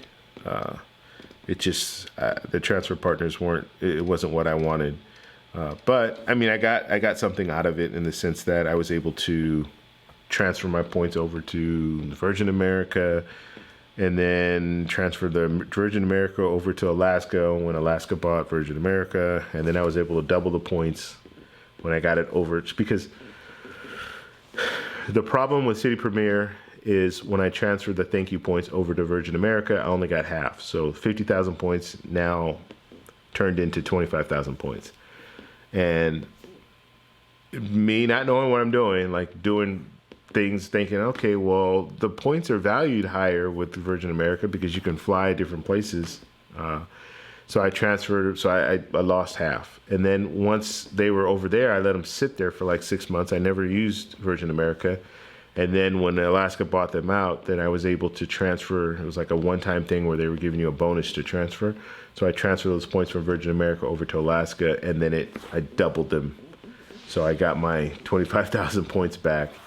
And so I had like a little over 50,000 points in Alaska. And then that's when I booked that flight to Thailand.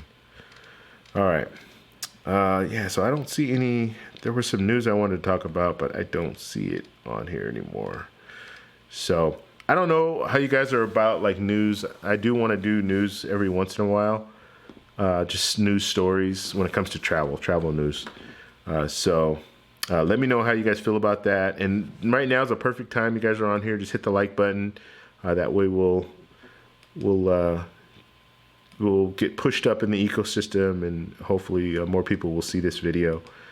But yeah, I do want to do stories every once in a while, travel stories. I think they're important just so we can kind of learn from people's mistakes or learn from different things that are going on. Like I was talking about the 737 MAX 8 planes. Yeah, it's a pretty tragic story. And I know they'll figure everything out as far as Boeing's going to figure out what's wrong with these planes. But it's kind of a sad deal where you have planes crashing, and then you have pilots that are complaining about that these planes are trying to correct themselves and they're doing these nosedives, and the company that makes the plane is denying that fact, that it's their fault, and that's kind of delaying that whole process. And God forbid it could have happened again. So yeah, it's a bad deal. Let's see, Hyatt's got something here in the news. Let's say Hyatt place early check-in, late check-out for a fee. Okay, we got to look at this. Since I am a Hyatt fanboy, we got to look at this. And let's see, whose article is this? This is Frequent Miler. Okay, so another place. So I look at the Points Guy. That's one of the places I look for news. I also look at boarding area. So I'll look at this website here. And the good thing about this website is it has a variety of it has a bunch of blogs. And they're all like on the front page here. So you go to boarding area. They're all affiliated with boarding area. And you just go down and look at all these different articles. All these different separate blogs, and then once you find the blog that you want, then you can just click on it. So boarding area, that's another place, a good place to go. So they're talking about the Hyatt place adds early check-in, late checkout. Excuse me, early check-in, late checkout for a fee. So They're very strict on their check-in, check-out, or their check-in. I'll say their check-in process. I've been in some situations where it's ridiculous, but they will not check you in. I had a situation. I was going to Colombia again, and I flew to Fort Lauderdale. So I was in Fort Lauderdale, and the way that I arranged everything, I wasn't able to fly out that same night, and so I had to fly in a day early. So I was going to stay in Florida for one night, and it's pretty cheap. Like, it just makes sense. It was going to cost me $50 extra, and I get a day in Florida. That's what I did. So I went there. I got there a little early. And when I say a little early, it was probably about 9 or 10 in the morning, and I couldn't check in until it was like 2 or 3 in the afternoon. So I'm thinking I get there, they'll let me check in early, right? Yeah, I'm sure they'll have an available room, and I wasn't like being picky about rooms. I just wanted a room. I just wanted to get in there, go to sleep. At that time, I was tired, and I had just done an overnight, so just a red-eye flight. So, yeah, they wouldn't check me in.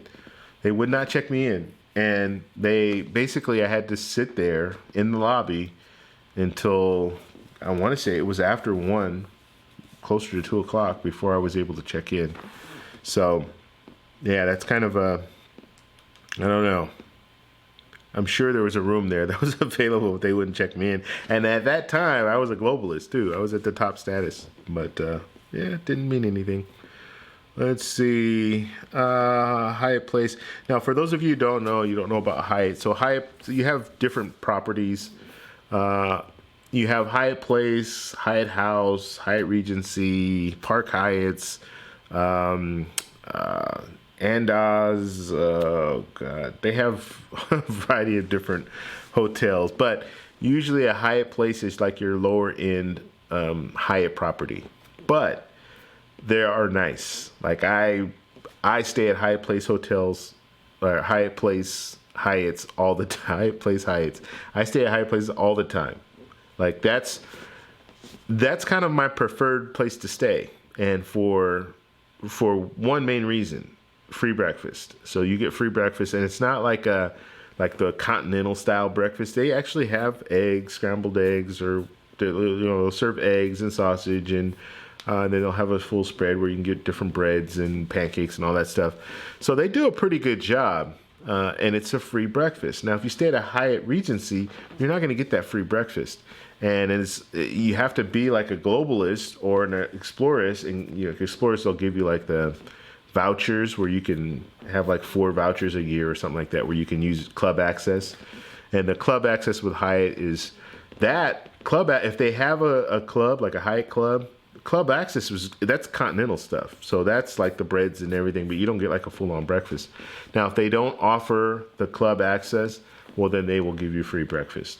And I was able to experience that when I went to Paris. I stayed at Hyatt Regency in Paris, and at the time they were redoing the club access, so they were giving you free breakfast, and that breakfast was that was an amazing spread. That whole spread. I have a video on it, so if you check my videos, I did like 3 videos in Paris. You check, I think probably the second video that I did. It shows you the whole spread, and it's wow. That's the best spread of breakfast I've ever experienced, like ever experienced. But yeah, they had everything there. So Hyatt Place is kind of my recommendation. Like, that's where I stay, and I just booked my hotel in doing the family trip in Hawaii. So I'll be going to Honolulu for 2 days and then Kauai for 7. So the 2 days in Honolulu, I'm staying at a Hyatt Place, and I told my parents, hey, we should all stay at a Hyatt Place for these 2 days because you get the free breakfast, and the rooms are nice. I mean, they have a good setup. You have your little bedroom area, so you have the bed on one side, and then you have like a little half divider, and then the other side you have the sitting area. So you have like a little living room. You have a couch there. That couch pulls out to another bed. So if you let's say you want to sleep 5 or 6 people, you can get 2 queens on one side, and then you have the pull out, so you have an additional place for like a couple to sleep or for one person to sleep. So you have it's a nice size room, and it's a good setup. Okay, let's get to this article. Hyatt Place properties. This will come for those without hotel status. That's fee will part disappoints me. Okay, I'm just gonna kind of skim through this. So it looks like early check-in, 9 a.m. to 12 p.m. You pay an additional $10. You know what? That's not bad though. If you think about it, yeah, that's not bad. And this is 9 a.m. But I could have used this, but this is at a Hyatt Regency, so I don't guess it wouldn't apply here. Let's go through everything though. So Discover status, 9 a.m. to 12 p.m. starting at $10. So Discoverist, you see, you don't really get any benefit with that. 2 p.m. late checkout upon request. Okay, so you already get that with Discoverist. So the late checkout for like a general Hyatt member, if you don't have any status, is going to be $10. I would probably pay for that too if I was in that situation. Right now I'm at the Explorer status, so I would be in this category here, early check-in, so it doesn't cost anything. So weird thing is, at that time I had Globalist and I couldn't get in. I don't know. Yeah, maybe they were really full. They didn't have anything. Late checkout for Explorers. Yeah, you don't have to pay anything. That's 2 p.m. checkout. And then if you're Globalist, it's the same thing here. So basically, it's $10 if you don't have any status. So I hate this thing that comes up here. I need to figure out how to close this out. Because I don't know how to do it. And it just keeps opening up. All right. Let's see. So that's still not bad. So if you don't have status, you pay an extra $10. You can check in early. I don't think that's a bad deal. Let me know what you guys think in the chat. But I also, because I had a situation when I went to Thailand, I stayed at another Hyatt Regency, got in there really early, and I got a bad deal, but I didn't have any. I didn't have an option at that time. I got in. It was like 2 a.m, and I was in my mind. I'm thinking, oh, it's 2 a.m. I can just lay and I can go to sleep in the lounge, and then check in early. But I was so tired when I got there, and I tried to like work it out. Like, hey, can I just pay like half room night? Because I'm coming in, it's 2 a.m. But they didn't. I still had to pay a full night, so I had to pay a full night, and then the next night I was getting for free anyway. So I paid for a full night. I ended up doing that instead of just like trying to sleep in the lounge. But yeah, so this would have been great because you get in at 2 a.m. Yeah, I still would have had to sleep in the lounge, but I could have just checked in early, and it probably wouldn't have cost me anything, which they didn't tell me. But or actually, this is for Hyatt Place. I'm sorry, I keep keep confusing. So for like a regular Hyatt Regency, they're probably not going to give you this benefit here. So yeah, that's not too bad though. If you don't have any status and you're there early, you want to check in, it's $10 extra. That doesn't seem like they're asking too much there. Okay, anything else going on in the news? I did hear a story. Let's see. I don't see it here. Yeah, I don't see anything here. Priority Pass adds restaurants of Fort Lauderdale. Hey, let's look at this. This looks pretty good. So if you guys don't know, if you have Priority Pass, there's certain restaurants, if you're at an airport, there's certain restaurants that you can qualify or you can go to and you get like a $30 credit. So I tried to use it, or I didn't try, but I wanted to use it when I went to LAX this last trip, but I got there a little late. And so P.F. Chang's is one of the restaurants that will allow you to use your Priority Pass. So I was going to try to use it, but I couldn't because I didn't have enough time. I went to the lounge. I went to the Star Alliance lounge, and I was there for about 20 minutes. So if I had more time, I would have jumped on it. I would have been there because, I mean, that's one thing that Priority Pass is doing that I really like. They have the whole restaurant thing, because that was probably one of the biggest drawbacks of having Priority Pass. You go to these different lounges and they don't have any food. So you go in there and they have snacks. They have breads. They'll have chips. They'll have sodas and things like that. But that's kind of where they draw the line. They don't have a lot of different foods to eat. And I've gone to a couple where they do have kind of like a setup where they have like a kind of a buffet style setup. Not much, but they have a little bit. But usually the food is not very good, and so it's not even worth it. Like in a lot of cases, I would just prefer to eat like breads and drink the sodas and stuff that they have. But that's one good thing that Priority Pass is doing. They're starting to they're starting to work with these different restaurants, and they give you the $30 credit. So I can go into PF Chang's and get $30 worth of food, have a nice meal before my flight. It's something that I'm familiar with when it comes to food. I don't like to experiment too much when I'm traveling on travel day. I don't want to be that person that gets sick on a plane. So yeah, I don't like to experiment too much. Okay, so let's see. Over the past few years, Priority Pass has been adding airport restaurants to its portfolio. Okay, so Priority Pass. So Fort Lauderdale, and this is a popular place to travel to if you're going to Puerto Rico, Colombia, or anywhere in South America, Central America. A lot of your flights are going to come out of Fort Lauderdale, so you're going to fly. For me, I guess it depends on where you're coming from, right? So for me, a lot of my flights will go to Fort Lauderdale first, and then from Fort Lauderdale, then I'll fly out to wherever destination in South America or Central America I go to. So this applies to me, and I can even plan ahead and say, okay, let me get a 3-hour layover in that airport. That way I can go in and go to this cafe here. So this is one of the cafes, and this is in Terminal 4. And is that the only one that they have? Oh God, but the rating, look at the look at the rating here. That's not too good. Yeah. Okay, so the reviews aren't very good at this restaurant, but you do get to use your Priority Pass for it. And that looks like that's the only one that they're talking about today.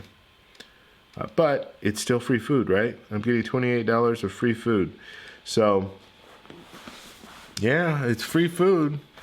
I would at least try it out, right? Yeah, that's kind of sad though that their rating is really bad. And that's what I think. This is TripAdvisor here. Then this is this Yelp. Yeah, this is Yelp review. Oh man, yeah. Hopefully they can correct that, make that a little bit better. Yeah, but it's free. Like I said, it's free food, and I'm glad that Priority Pass is doing that because that is one of my pet peeves about the whole lounge thing, and that's the reason that I really want to look toward going to or getting that Amex. Well, that's one reason of many that I want to get the Amex Platinum is I do want to have that Centurion Lounge access, even though they're not at all airports, but they're constantly expanding. Okay, let's see. We got some other stuff in here. I don't have a specific place in mind right now. Ultimately, I would like to go to Greece, Thailand, or Bali within a year or so. I have a decent amount of points right now. I appreciate everyone's help. Okay.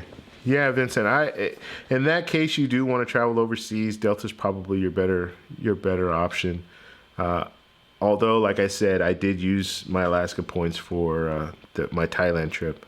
So I flew from Thailand to China, and then from China back to the U.S. And I did that all on Hainan Air. It took 50,000 points, and I was able to fly business class on 2 legs, or on. Did I fly 2 legs? No. I was able to fly business class from Thailand to China, and that's about a 6-hour flight. And then from China to the U.S., it was like a mixed cabin. So from China to the U.S., it was an economy seat. But still 50,000 points. And if I had booked it early enough, I would have been able to fly business class the whole way for 50,000 points. So your points go further with Alaska.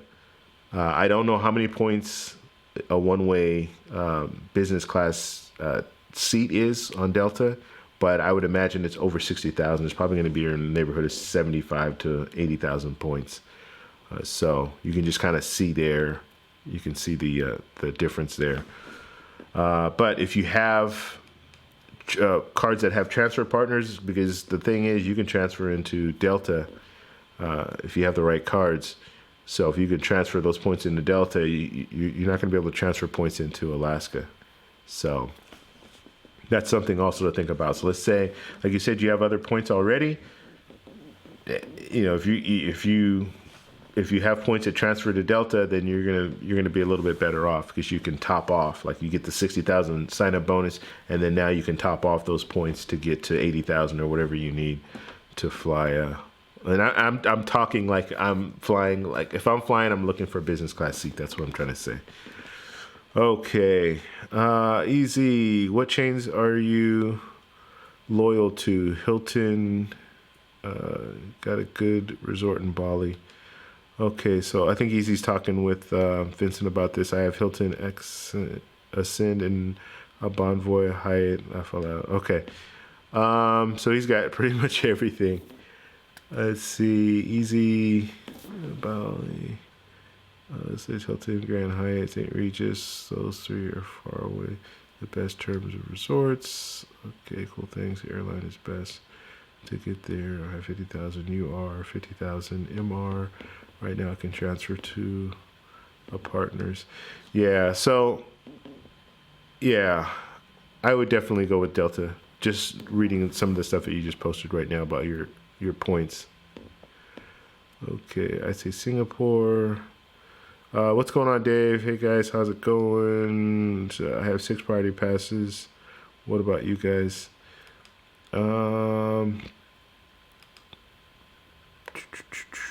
Okay. All right. So we've gone through all that. All right. So like I said, I will be back on tomorrow at 7 p.m. and we're going to be talking about the Tandem, the best tandems, like cards. And I'm talking specifically about Amex Gold, Amex Platinum. We'll kind of do a little review of both cards, and then I will tell you why. I don't have either card, but I'll tell you why I think it's a good tandem to have. So bring ideas. If you guys have cards that are in mind that you think are a really good tandem, bring that to the discussion tomorrow, and we can talk about it. But I also, I think there are stronger cards, especially if you're traveling outside of the country. They're definitely stronger cards because those cards are weak when it comes to out of the country. But Earn Possibility, I think those cards are really strong cards, both of them. All right. Do you guys have any other questions, any other concerns, comments about my background, anything? Yeah, I'm looking at it right now. So I'm still working on things. But like I said, I just wanted to change up the black background that I had before, because it's kind of dull and drab, and I don't know. I wanted to make something a little more exciting. Now I do have another background that I use for more, not my live streams. Just so you guys know, this area of my place I use for my live stream. So I have my camera, I have everything set up for live streams. I have my computer and everything here. And then the other area, I have it all set up just for videos that I do. So like if I'm doing a video on travel cards or a video on Friday, different things, I use that setup. So I have a different background for that. So that's just kind of how it is.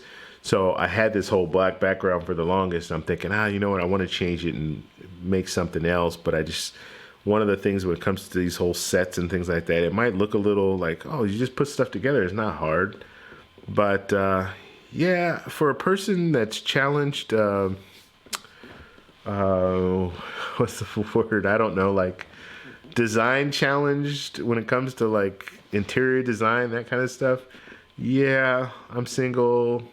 I don't really work well when it comes to different things like that. When it comes to like interior design and stuff, it's just not it's not how I think. But I think I put something together that's pretty decent. And then another thing too is, just so you know, like And there's certain things that I do want to correct. But the lighting, you have to get the lighting right. So I have to get the lighting right on me, as well as I have to get the lighting right in the background. So it actually looks like something interesting, because I can turn off all the lights here. If you don't have any lights in that background, it just doesn't look right. It just looks dull and it's not interesting. So you have to kind of work with the lights and get them to be interesting. And then you get the little accents where I like have a little subscribe marquee thing, and then all these other little things I have. And I'll still be changing things around. I'm just kind of experimenting with different things. But yeah, it's not as easy as it might seem. Like you think, oh, it's easy just to put this stuff together. All you do is just put stuff in the background and then just turn the camera on. Well, yeah, there's a lot of other things that you need to kind of factor in. And then some things are just crazy. Like last week I had this white, I know I always do that. This white thing here, I have two of them, and I had them both up on the top of the console table on both sides, and it's just too much. It just looked too crazy. But I don't realize that until I actually take a look later on at the video, and I'm thinking, yeah, that doesn't look right. So what I did is I put it's down here now. So I have one down there, and then I have the other one where it is right here, up here. So that works. And then I just have all the accent stuff on the side here, which I'm going to work on a few of those things. It's really hard to point when you have to do it the other way. Whatever, you guys get it. So all that stuff on that side. Derek, what's going on? How you doing? I think you're new to that. I don't think I've seen you here before. Where are you coming from, Derek? So that's kind of how I have it set up now. Let me know if you guys have any feedback or anything like that. Maybe some stuff that you've seen that's really worked. Like you've seen something you say, oh, that's really nice. Let me know what you guys think. And if it's not live, like if you guys don't do it in the chat, just send me a comment, because I too want to work on fixing this thing up so it looks as professional as it can, just for our streams. Okay, let's see. Anything else to discuss? So like I said, the overall reason I wanted to talk today is I just wanted to kind of go over, if you're new to travel credit cards, what card should you get? I highly recommend getting the Chase Sapphire Preferred card. I just think it's the one card that you can do the most with just starting out. And you'll learn, you'll learn probably a lot more with that card. And when I say learn, because there's so many people that have the card right now, and there's so much talk about this card, and as far as being the first card that you should probably consider. So you have a lot of support. You can get a lot of support, and we've all probably had that card. Like most of us have gotten that card at some point. So we can give you kind of our experience right offhand. Plus, another thing too about the card, and for some people it means, like, people like this, the fact that it's a metal card. So it's plastic on the outside, but it does have metal on the inside. It's a heavy card. So it's an impressive card to hand to someone, or to just, I mean, I don't know. Like, some people are really big on that. And yeah, it means something. It does. So that's just kind of my input when it comes to cards. Yeah, you should probably consider getting that card. Okay, Derek, I'm 650 credit. Okay, so what's the rest of your question? Altered Illusions, what's going on? Yeah, so 650. So if you're asking about getting the card and you have a 650, I don't know. I've heard of people getting accepted at about 690. 650, I don't know. Like, I don't know.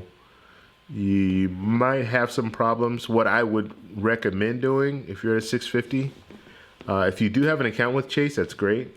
Even if you don't have an account with Chase, I would go into one of the branches and maybe talk to someone in the branch and kind of give them tell them your story. Hey, I got a 650, blah, blah, blah, what have you. And then see where that goes. And maybe they'll tell you, hey, yeah, you can still qualify. That's what I would recommend. If I had a 650, I wouldn't recommend just doing it online. I would go into one of the branches and just talk to some people and see where it goes. They want to give you these cards. They want to give you them. So you just have to be able to explain your story, I guess. And 650 is not bad. That's not bad credit, but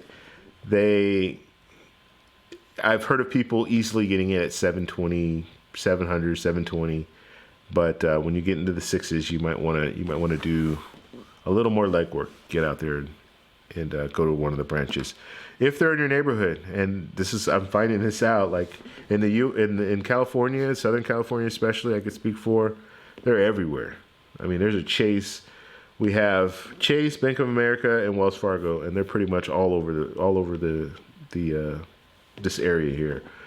But in other parts, other states, they're not very many. So I didn't realize that. So if you are at a place where it's close by, then drop into one of the branches and see what they say. Let's see, Ultra Delusion. So he's saying 4,000 minimum spend, and he's got a sad face. Now 4,000. Okay, so we all have different spending habits. I get it. I'm single. I can spend 4,000 in 3 months. Generally, yeah, I don't really have too much problem doing that. And that's just normal stuff. I don't spend a lot of money on other, we're talking grocery store, dinner, dining out, what have you, all the little things that I pay here and there, some of the bills that I pay. Now, obviously, you can't pay your mortgage or your rent with your credit card. Well, you can, but you can't do it like on a normal thing. You have to kind of go a step further, use plastic or use something else in order to do that. But for my normal spend, yeah, 4,000, I can do that. But if you're not in a place where you can spend that 4,000, then there are two things that you can do. One is you can wait until you have an expense that's a lot of money. You have the cash already. I always recommend that. Don't use this credit card and think, oh, I'll just pay it off over time. That's not how these credit cards work. That's not how any credit card should work. That's how the credit card companies want you to work it, but that's not how they work. That's not how you should work them. So you should be paying those cards off every month and never carrying a balance on those cards at all, ever. So always have that money set aside. So what I would recommend, if you have a big purchase that needs to be made, you already have the money, so you already have the cash, use that credit card for that big purchase. And then once you make that big purchase, then pay it all off right away and then move on. So that's one way of doing it. Now you're saying, well, I don't have the cash, that's why it's going to be hard for me to spend the 3,000. I don't have. Yeah, if you don't have the cash, you don't have the cash. But another thing that you can look at too is you can reach out to family members. I say family members, not really friends, but family members are a little bit better. Where, let's say they have a big purchase to be made. They need to redo their kitchen or something like that. And they have the cash. They can give you the cash. You can use your card to make the payment. And then you pay it off with the cash that they give you. So you can also do something like that.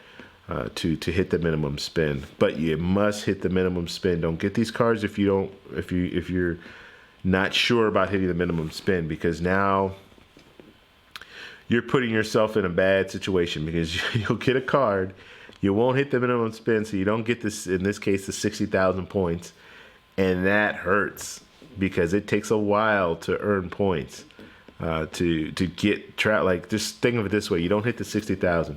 So we'll look at it this way. A round-trip ticket anywhere in the U.S., with the exclusion of Hawaii and Alaska, is 25,000 points. 12,500 points one way, 12,500 points for your trip back. So let's say you don't hit that minimum spend, you don't get the 60,000 bonus points. Well, now all you have is what points that you earned. So let's say you didn't hit it, so you only spent 3,000 instead of 4,000, and then, you were able to get the the 2 points for every dollar spent on all that 3,000, which is not going to happen, but let's just say it did. So now you have 6,000 points, right? That's all you have. So you could think, okay, how many months is it going to take me? Like in that 3 months, I spent 3,000. So in another 3 months, I'll spend another 3,000. And then another 3 months, I'll spend another 3,000. And so you can see how, so every 3 months you get 6,000 points. And so what is that? 6, it'll take you a year to get up to like the 20, close to the 25,000 or at 25,000 points. So yeah, you don't want to be that person. You want to be able to, at that first 3 months, hit that 60,000 bonus points, and now you have 2 round-trip tickets anywhere in the U.S. And you're still, during that whole time, you're still adding more points to it because you're still using that card. You're still earning with that card. So, yeah, you can also do a test. Like, when I say a test, just kind of monitor your spending for 3 months. So don't get the card. Just hold off, monitor your spending for 3 months. See how much money you spend in a 3 month period. And if you spend over the 4,000, obviously you're good to go. If you don't spend over that 4,000, well then start thinking about, okay, these are ways that I can make it possible. And like I did say, there are ways. I've never used any of these methods, but there are ways to pay your mortgage or pay your rent or pay your car payment with your credit card. Now, you might have to pay a fee in order to do that. In most situations, you are going to have to pay a fee if you're using like a third party. But you can still hit that minimum spend, so it does make it worth it in the long run because you hit the minimum spend and you're able to get the 60,000 points that you can use for travel or cashback, whatever you want to do with it. I highly recommend travel, though. Okay. Do you guys have any other questions? Let's see. Yeah, if you have anything, post in the chat. If you guys are in here right now, please hit the like button so we can bump this up in the algorithms of YouTube. And we'll be on for a few more minutes just to see if there's anything else going on. And if you're new here, please subscribe. Every Sunday I do a live stream. That's my normal day. I also do, like tomorrow, I'll be doing a live stream at 7 p.m. Pacific Standard Time. And we just get on here and we hang out. We talk about travel. That's what I want to talk about. Or that's what I want the channel to be about. Just pretty much travel. How to travel on a budget is really what our focus is. So if I find good deals, I put it out to you guys. We talk about travel credit cards because I think it's very important to be able to maximize save as much money as possible, but maximize all your different options. Points give you a way to really travel for a lot less. And that doesn't mean that you shouldn't look at other avenues because there are a lot of good deals out there when it comes to flights. And you might be able to find some good deals on hotels. But when you couple that with points, you can really make out well and you can travel for a lot less. I mean, I went...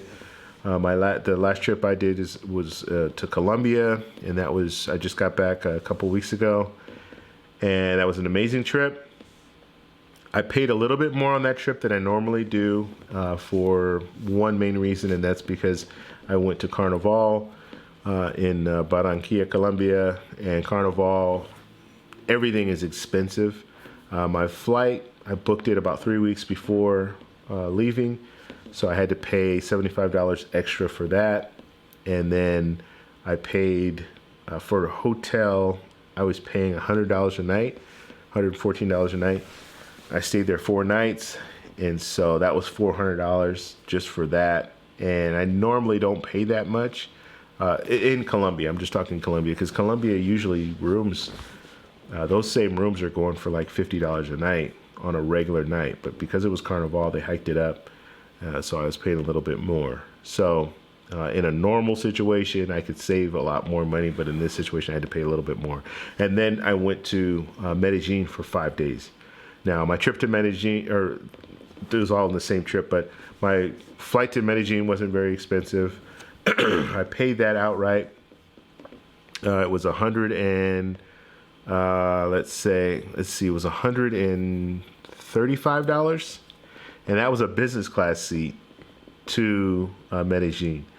So that was pretty good. It was 135 for the business class, 120 for the economy. So that's a no-brainer, right? Fly business class. So I flew business class there. And a thing to think about too, when you start looking at prices and they're very close with the business class or business class economy seat, try to do business class if you can. Even if it's like in this case, $15, that's a no-brainer. I'm doing it. There's no reason why I would want to fly economy if I can fly business class for $15 more. And my main, what I'm thinking when it comes to that is you get priority check-in. So I get the priority check-in, so I don't have to worry about that. The weight of my bag could be heavier, the check-in bag. I get the priority boarding, as well as I get lounge access. So even though I have priority pass lounge, now I have more access to another lounge because I'm flying business class. And my bag is like a priority bag. So my checked bag is priority. So it's usually one of the first ones off the carousel. So different things to think about. And I'm only paying $15 more. So why not do that? It doesn't make any sense to fly economy when you're only going to pay a little bit extra. Now, in most situations, it's not that. If you're doing those little island, I call it island hopper, but it's not an island, but if you're doing one of those little short haul flights, then yes, it makes sense to, it probably doesn't cost that much to switch over to business class. But the longer haul flights, yeah, business class is going to be a lot more expensive than your economy, so it's probably not going to make a lot of sense. But in this case, yes, I flew from Barranquilla to Medellin, and I flew business class there. My whole flight was business class. My whole trip was business class. But I'm just saying, in this flight, I paid cash. The reason I paid cash is because it was going to cost 20,000 points if I wanted to fly using points. And the crazy thing is, it was 20,000 points, and it was still like $120 for taxes and fees or something. It was crazy. So it didn't even make any sense. So there's no way I'm going to use 20,000 points because 20,000 points is equivalent to $200. If I can book it and pay cash and it's $135, that's a no-brainer as well. So that's a case where you just pay the cash.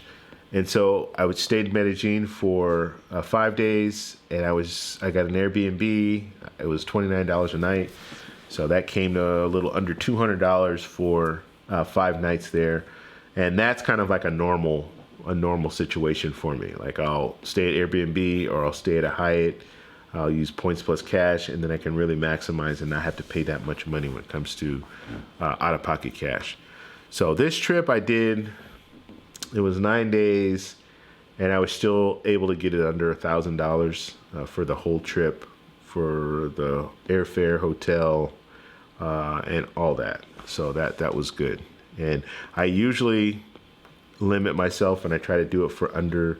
My goal is always to do it for under $500. That's my goal. So I want to do a trip, 7 to 10 days for under $500. That's kind of like, that's my goal on every trip that I take. And sometimes it happens, sometimes it doesn't. Okay. Let's see here. What do we have in the chat? So Derek, like I was saying, I'd go in branch and see. Let's see, Altered Illusions. I think maybe 3,000. Derek, if cashback's better than, or is cashback better than points? And David's saying no, and I agree with David. Cashback is never. It should never be. It should never be considered. I don't really. The main reason is this: if you're getting travel credit cards, you probably want to travel. That's why you're getting these credit cards. So if you're getting these cards, use the points for travel. If you're using the points for cash back, you're gonna get the worst value that you can get out of the cards or out of the points. And the easiest way to explain this is, let's just look at it strictly cash, okay? When we talked about the Chase Sapphire Preferred today, Chase Sapphire Preferred gets you 60,000 bonus points. Those 60,000 bonus points, if you turn them into cash, it's going to be $600. Okay. If you use the Chase Ultimate Rewards portal and you book it, like you book through like Expedia, and you just book your flight and all that, and they'll tell you how many points that you owe, you can get about $750 value. So right there, you're getting $150 more than if you do the cashback, right? So look at it this way. You get $600 cash, and with that $600 cash, you book your own flight. Let's just think of it along those lines, right? You book your own flight with that cash. You can only go up to that $600 and you're done. With the Chase Ultimate Rewards portal, then you're able to bounce it up, or you're able to bump it up to $750. That's pretty much your value there. Now, if you transfer those points to, let's say you transfer it over to United, because it's in the Chase ecosystem, so you transfer over to United, and I booked my flight that way, that 60,000 points, I can really stretch that. And in some situations, like 60,000, so 70. Okay, so just talking about my last trip. Okay, round trip ticket from California, Southern California, flying out of Los Angeles, going to Colombia, business class, the whole flight, or all flights. I was able to do it for 70,000 points. Okay. Now, obviously, yes, you're going to need an extra 10,000 points, which you could probably earn within a few months, because one thing you should know too is when I'm hitting that bonus. So let's say I get the Chase Sapphire Preferred card, and I have the 3 months to hit the bonus. Whatever I'm spending, I spend that $4,000, right? Let's say you're not going to get all two points for every dollar spent. It's not going to be that. You're going to kind of be spread out. So you get some 2 points for every dollar spent, some 1 point for every dollar spent. So let's just say 3,000 of it. Let's just say 3,000 of it. You really did it wisely. So 3,000 of it is 2 points for every dollar spent. So you're going to get 6,000 points for that 3,000, and then you'll get an additional 1,000 points for the 1 point for every dollar spent. I hope you guys understand what I'm saying. So you spent the 4,000, so you hit that bonus. You now have a total of 7,000 extra points, right? And that's in addition to the sign-up bonus. So that you'll get the 60,000 points, plus you'll get 7,000 points. So you'll have 67,000 points. And then maybe a couple months later, you're able to get that up to, if you still use a card and everything, you're able to get that up to 70,000 points. So now you have a round-trip business class seat to Colombia and back. So that's the value. Now that business class seat, if you look online, and especially when I was booking for Colombia, because I was going to Carnival, that seat, the economy at the time, the economy seat was last minute when I was booking mine, because I booked it 3 weeks prior, it was like $1,300. So a round trip ticket was going to be $1,300 to go to Barranquilla. It's usually not that. It's usually around 500, maybe 600. But it's usually not that much. We're talking economy now. We're not talking business class. So business class, you can usually tack on a little bit more. Business class is in the thousands. So like a business on a regular day, not Carnival, on a regular day, business class is probably going to be $1,200, maybe $1,300. That's business class. So you can see right there, you're getting double your value. If you cash out, you're only going to get $600. If you use it, transfer to the transfer partner, and you fly business class. If you want to fly business class, you're going to double that. So that's how the value goes. Now, if I want to fly economy, that same ticket would be that same flight that I booked. It was 200. It was 40,000. It would have been 40,000 points. It would have been 20,000 points one way, and then 20,000 on the way back. So it would have been 40,000 points total. So in that case, I was able to fly a round trip economy seat to Colombia for 40,000. I still had 20,000 left over, plus the extra points that I spent. So yes, you never, if you want to travel, you don't want to cash out. You don't. You want to be able to save those points, transfer them to the transfer partners. We will do some more in depth, like when you guys have points and you're thinking, and if you're new to the game, you're thinking, oh, how do I use these points? How do I transfer them?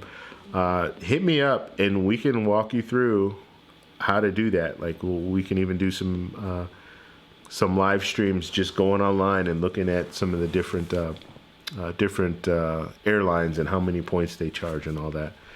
So, yeah, Derek, I wouldn't do that. Now, if you are in a situation where you need the cash, you need to get gift cards and pay off whatever, I don't know. But if you are in that situation, then last resort, I would cash out. That's a last resort. But the reason that I'm getting these travel cards is because I want to travel. So that's what I'm using them for. Okay, Altered Illusions. A bit of research showed me more value with points. Let's see. Easy if you want cash back. Stick with the City Double Cash. Yeah, and there are also cashback cards out there, like Easy's saying. So you have the City Double cashback card, Discover It card. You have the Chase Freedom card. Those cards are cashback cards, and that's what they're for. Now, the beauty of the Chase Freedom card is you can, if you have a card to complement that card, like the Chase Sapphire Preferred, Chase Sapphire Reserve, the Chase Ink Business Plus card, that's the card that I have, but it's a Chase Ink something else. It puts you on that, it's a Chase Ink Preferred card, that's what they call it. It puts you on a different level where now if I have a Chase Freedom card, I can transfer those Chase Freedom points up to the Chase Sapphire Preferred, the Chase Sapphire Reserve, or the Chase Ink Preferred card. And now I have those points can transfer to the transfer partners. So you can do that as well. Let's see. Okay, yeah, because I'm going to Manila in June, and that flight is $1,300. Okay, so that's good. And if the flight is $1,300, I guarantee you can make it work with points by transferring your points over. I don't know if you have any cards right now, Derek, but if you let's see. So what about SkyPass Secure card, rewards card? I have 4,000 points. Okay, so you should go in June. Okay, so now's the time. Like if you were gonna get a credit card, it's probably a time. If you don't have the points, you can set yourself up by getting one of these cards and using those points, like hitting the minimum spend. We're now in let's just say April, May, June. Okay, so you'd be really close and you'd have to book your flight last minute. But if you do hit that minimum spend early on, then you might be able to really work it. And some of these airline cards, the minimum spend is like 2,000 or 3,000. So if you find a card that's a 2,000 minimum spend, get there, hit that minimum spend, you get the bonus, and then you can look into booking your flight maybe sometime in April or May. One good thing about booking with points is you can wait a little bit longer because the points aren't going to really change. The only thing you're going to run into is you might not have award seat availability. But certain airlines like United, they don't have blackout dates with the points. So what they do is they just hike up the point value, and so they make it undesirable because the points are just ridiculously high. So that's what they do to kind of keep people, what's the word? In order to work that out, they just hike it up, yeah. But some airlines will just knock you out. You can't use it. Like if there are no bonus points available, there are no bonus points available. So yeah, now's the time though. And if you only have 4 times point, or let's see. They have 4 times points. So it sounds like to me you don't have any cards right now.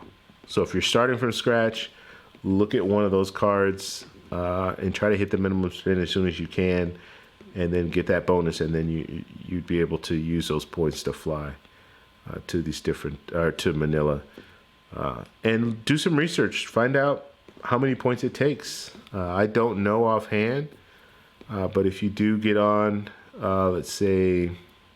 United's website or one of the other websites, you can check it out and see what. Just let me know, Derek. Do you have any points right now? Do you have any cards right now? And then let's help Derek out real quick.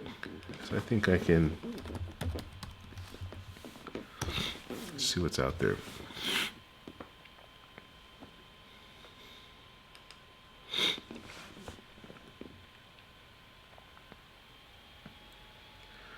So I'm just going to pull up. And where are you coming from, Derek? Did you say California? Let's see. Yeah, where are you coming from, Derek?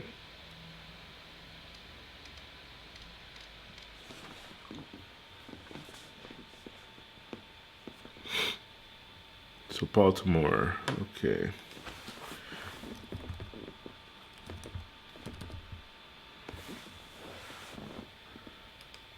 Okay. And you're flying. I'm just going to do kind of a generic thing. The points probably won't change very much. Okay, MNL. And we're just going to do random day in June.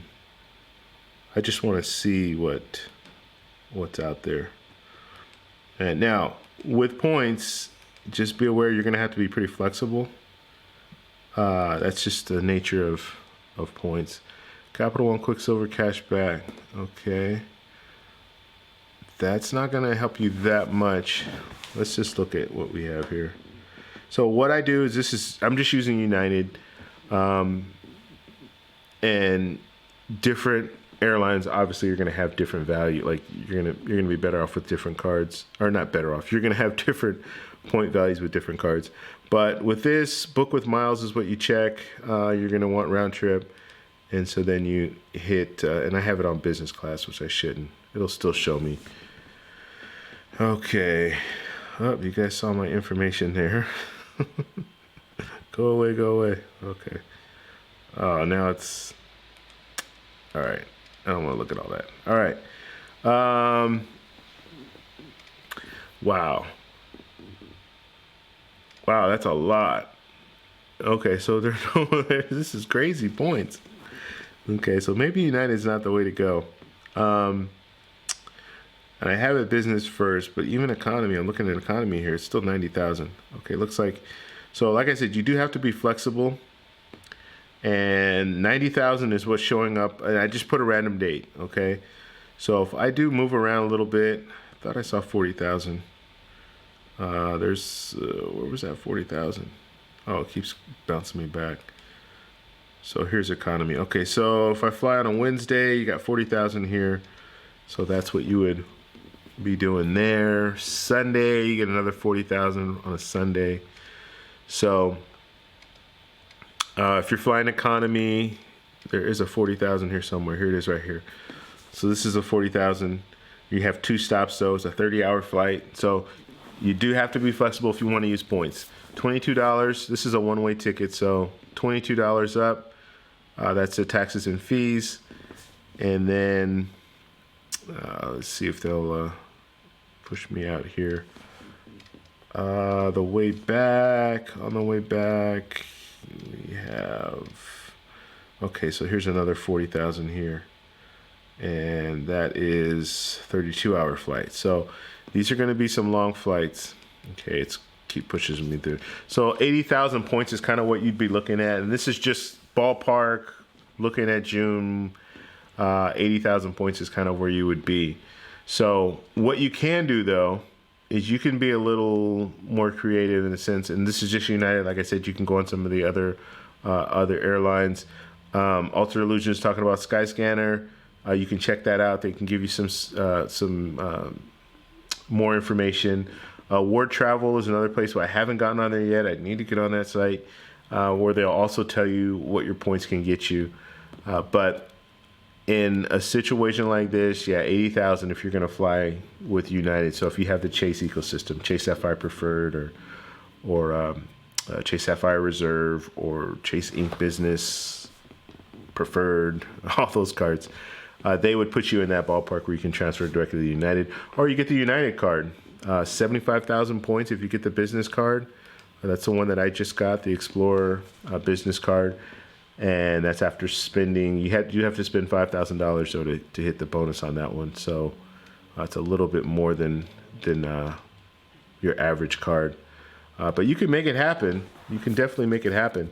And one thing you can consider too is if you do get, let's say you go with the Chase Sapphire Preferred or the Chase Sapphire Reserve. Let's say you go with one of those cards. And you hit their bonus but you don't hit it enough time because you want to book your airfare ahead of time. So you book your airfare, but you still have those points. And the beauty of having those points is you can always book a room using those points, and you can wait pretty much last minute. Or what you can do is you can book the room. Let's say you want to stay in Manila at a Hyatt. Let's just say that. The good thing about Chase is you have Hyatt, you have Marriott, you have IHG. You can transfer to all those different hotel chains. So let's say you book your room. So book your room right now. Pay, you're not paying cash, but you book it directly with the hotel. I always recommend booking directly with the hotel. The main reason for that is cancellation and things like that. Usually you're not going to have any issues. Okay, when you start going with third parties, and you're going to have to be dealing with a third party, and sometimes they do some weird things. Like I booked with the hotels.com, and I've used hotels.com in the past. I've never really had an issue with them, but this last trip, I decided, hey, you know what, I'm going to book with hotels.com. There wasn't a Hyatt available in Barranquilla, Colombia. They don't have a Hyatt there. So I booked with hotels.com. Had everything set up. I was paying $120 a night or something like that, and it was only because of Carnival. But I was staying at a Hilton Garden Inn, and so everything was good. But the only thing is, I booked 7 nights, and right like 3 weeks before, when I started booking my airfare, I started thinking, well, do I really want to stay in Barranquilla for 7 days or 9? I ended up doing 9 days, but do I really want to stay there for the whole time? Carnival is only 4 days, so I don't want to stay there those extra days. Or do I want to fly somewhere else? Fly to Medellin, which I love being in Medellin, so I wanted to go back to Medellin. So I said, yeah, you know what? I want to go back to Medellin, so I'm only going to do 4 days in Barranquilla and then fly to Medellin. So that's how I set up my airfare, and then I went back to hotels.com. It said free cancellation, right? So I went back to hotels.com thinking that I can make changes and only stay 4 nights instead of staying the full 7 nights. Well, when I changed it, when I made the changes, what they did is they charged me the going rate. So when I booked it, it was a couple months prior, so the going rate was $120. When I made the changes, the going rate was $189. So now they're charging me $189 a night. And so I was only saving like $60 making that change, instead of the it would have been 121, 120, 124, 40, 560. I would have saved $560. I would have saved $560 if I would have been able to just get out, right? 500 something dollars. I don't know. Well, anyway, I would have saved a lot of money, but I was only saving $60, so it didn't even make sense. It was a situation where I might as well just stay the 7, or I might as well just keep the booking the way it is with the 7 nights, and that way, if I do want to stay extra nights, I could, or whatever. So what I did is I just canceled the whole thing. That's the only thing I could have done. I canceled the whole thing and then went to another hotel that was cheaper and then booked that hotel. But I've never had an issue with hotels.com before, but that was an issue. Now, if I would have gone directly to the Hilton and booked with Hilton, I would have been able to cancel those 3 days, no problem. And they wouldn't have charged me anything extra. They wouldn't have changed the rate on me or anything like that. And at the time, I could have gone directly to Hilton and booked it. And I'm getting points because I'm booking it with Hilton. And like I said, the customer service would have been a lot better. So just my advice, don't go with the third parties. It might seem easier. You can do everything in one place. But in the long run, it's better to book directly with the hotel or the airline. Okay, so let's see. Do we have any other information for you, Derek? Capital One Quicksilver, but I fly out of JFK to MNL. Okay. And that might not change that much, but you can do your own research and look into it. But it looks like for United, an economy seat, the best value you're going to get is going to be 40,000 points. And that's probably about standard. You're probably going to spend about 40,000 for an economy seat. Now, you saw some of the other prices are pretty, especially if you're flying business class, you're going to be paying a lot. I don't know if that's worth it. And this is one way. So we're talking What was the business class? I think this is business first class. Yeah, it's not cheap. Now, in this situation, yeah, I'm flying. I'm flying economy. I'm not flying business class. I can't afford to put out 140,000 points on one way.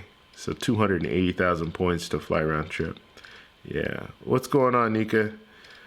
Yeah, so sometimes it just doesn't work. But these are long haul flights. So they're definitely worth it to do first class first class or business class if you can afford to do it. But yeah, that's a lot of points, a whole lot. So Nika, when are you going to Colombia? You said, isn't it this coming up week? It's got to be this week. Going to good old Cartagena. Just be aware too. I had some friends. I didn't go this last trip. I didn't take. It was only like an hour and a half to go to from Barranquilla to Cartagena. I was planning on going, but I didn't have time, so I didn't go. But I've been to Cartagena twice, or been to Cartagena 3 times, and let's see. I'm leaving for Houston in the morning. Oh, good for you. So you're going to Houston, and then you're staying in Houston for a couple of days, and then going to Cartagena. So I've been to Cartagena. Okay, I'll answer that in a second, Vincent. Let's see. Stay in Houston for a night. Okay, cool. So you'll be in Cartagena soon. Just be aware, Nika, when you go to Cartagena, the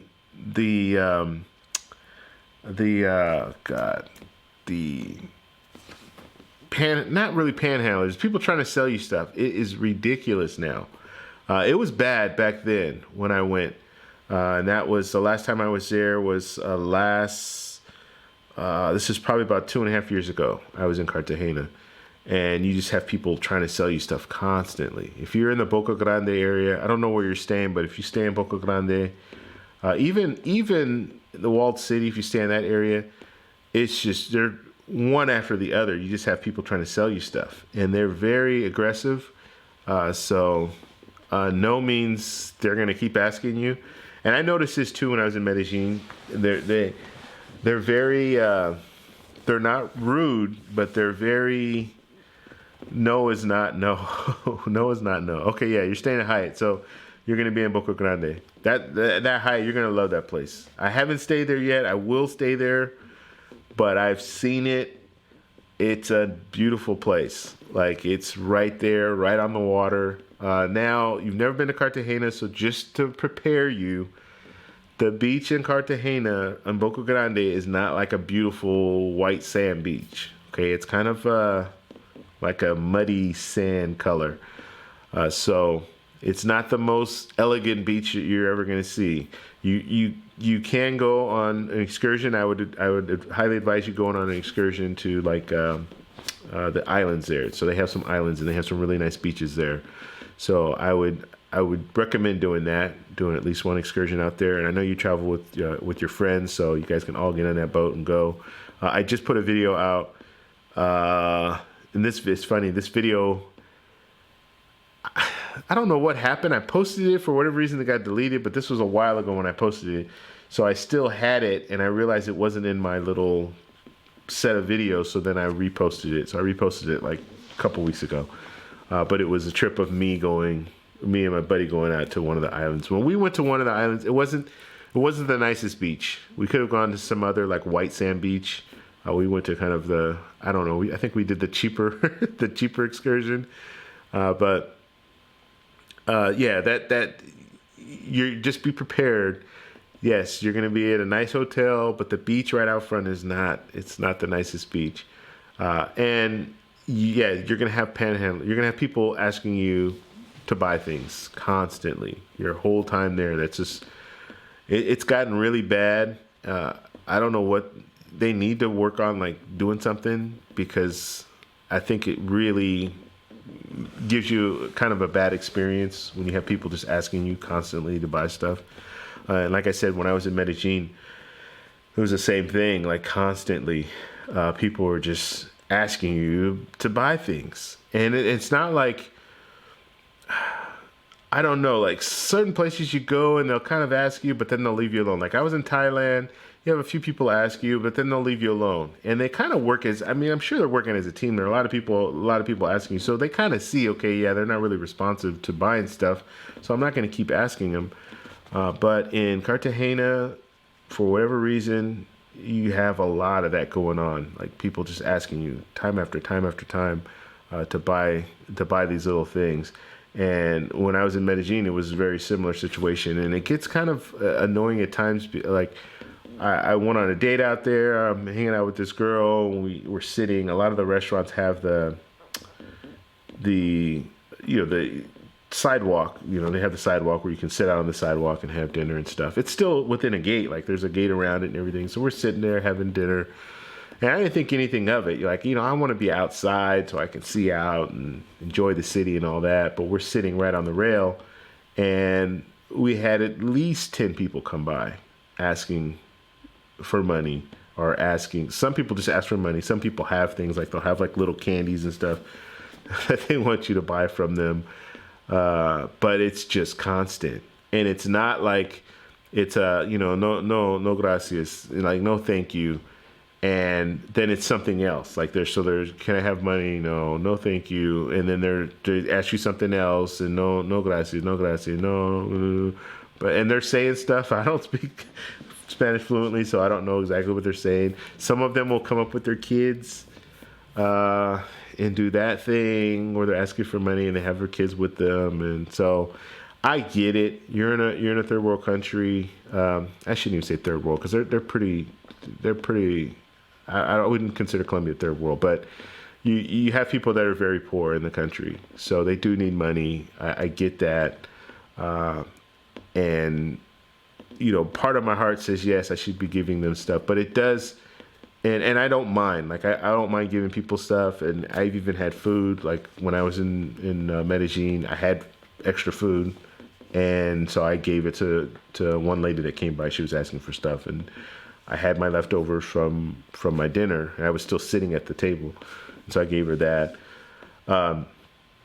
So there is that. But one thing too, you have to understand: if you do give money to people, if you're giving them food, that's one thing. But if you give money to people, expect you to get more people.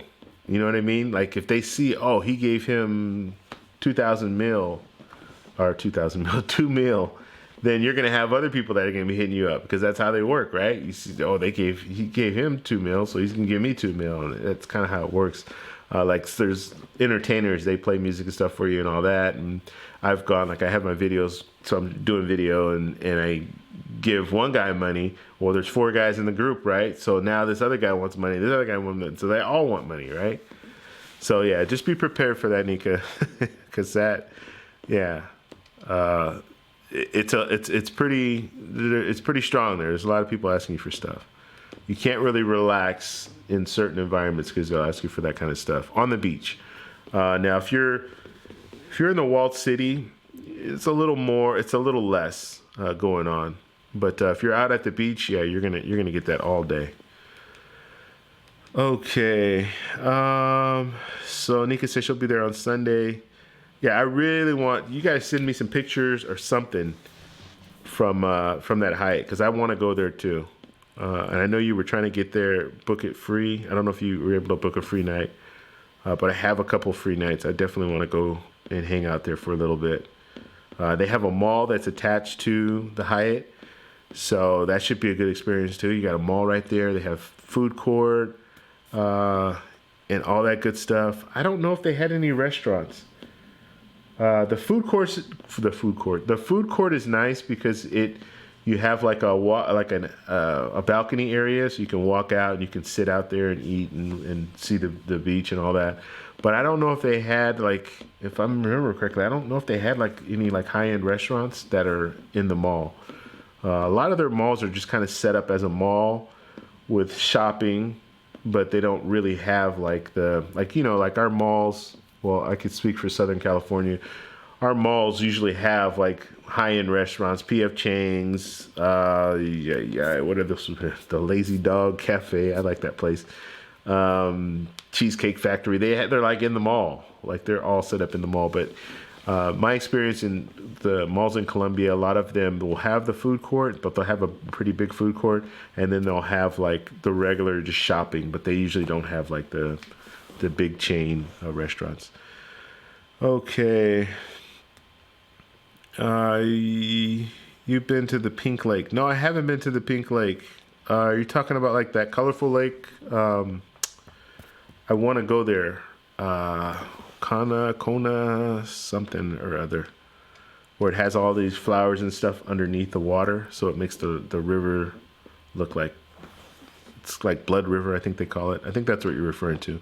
I do want to go to that place. It's at I believe it's at one of their national parks. It's now safe to go there, but you do have to kind of hike in. So when I say safe, I mean they've had some like guerrilla warfare stuff going on in Colombia for years and years. But now I think they say it's a safe area to go. But you have to have a guide with you. You can't just go on your own. Like you can't just go roam the park on your own. You have to pay to have a guide with you. Let's see. Where should I book the excursion? Okay, so Nick is asking about the excursion in Cartagena.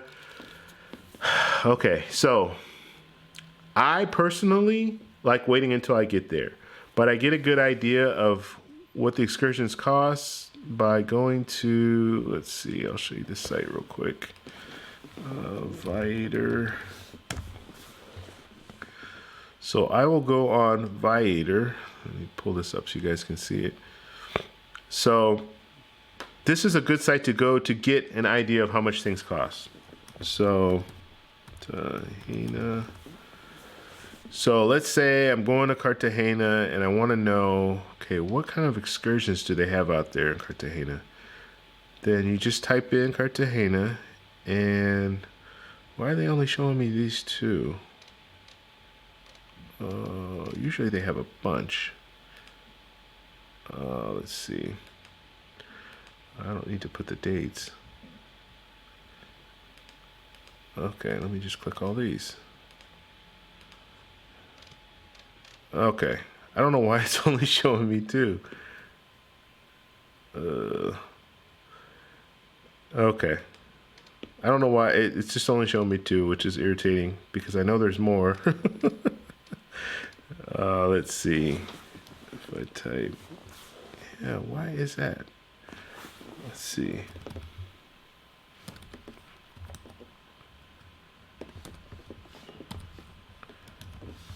Okay, let me figure out how to spell Colombia. Yeah, usually there's more than that. I don't know why they're only showing me that. Okay, so we'll just go with Colombia and we'll kind of pick and choose. Okay, so here's the Playa Blanca beach. So that's that excursion. So you see it's $35, so it's not bad. 8 hours for that whole trip. And here's some other beaches. I don't know where this is. These are other areas. Now, my plan when it comes to Colombia, and I've kind of made this, oh, here's the Pink Sea here. That's $80. Yeah, that's Cartagena. Yeah, I've never been here. This is a different beach. Yeah, I've never been there. That's somewhere that I would definitely consider going. I didn't even know that existed. So that's $80. If you're in Medellin area, you can do Guatapé. That's $30 there. Look at that, 10 to 12 hours. Now it's an hour and a half to get to there. I know we're going off topic a little bit, but yeah, so Playa Blanca Beach, that's definitely a place where you'd want to go if you're in Cartagena. This is Bogota. Okay, this right here, this cathedral, I might as well talk about all the stuff that I know about in Colombia. So the cathedral here, if you're in Bogota, and I know you said you're going to be in Bogota, but I think you're not going to be there for a day. But if you were going to be there for a day, do the salt mine. This is nice. It's a little ways away, though. It's about an hour and a half drive. But they take you into this mine. And it's still a working mine. So there's still people that are mining stuff out of there. It's a salt mine. So they have this cathedral, this church that's built into the mine. And it's a pretty impressive place to go just to kind of see.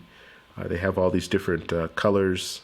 Well, they have these different lights, different colors that are shining up to these to the salt.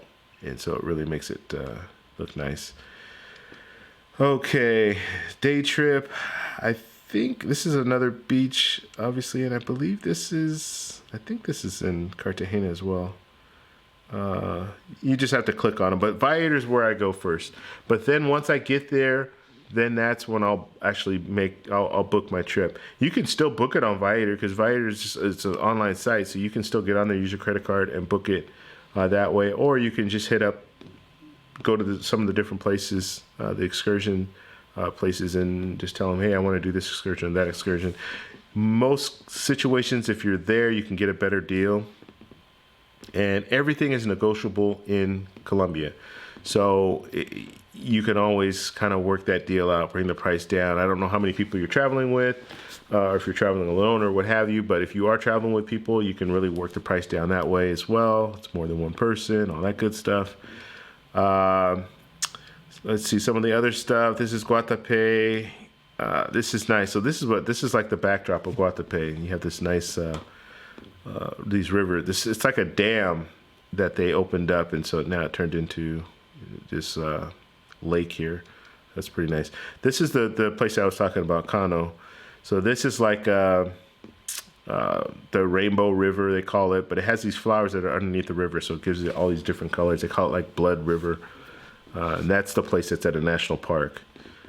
But this is so this is out of Bogota. So you go to Bogota and then go on this trip. Here's another Cano. Look at how expensive this is, though. Wow, that is not cheap. But this is a 3-day thing. If you do it right, I think you might have to fly there. I don't know exactly how it works, how to get there, but that's one place I do want to go to take pictures. This is Cartagena here. There are a lot of like city tours that they do as well, where they'll take you into the walled city and walk you around and tell you about the different buildings and stuff. It's Bogota, it's Medellin. And if you really strike up, like Cartagena, when I was in Cartagena, another thing that you can do is, okay, sure, it's for 4 people. Okay, yeah, so you should be able to work out a pretty good deal.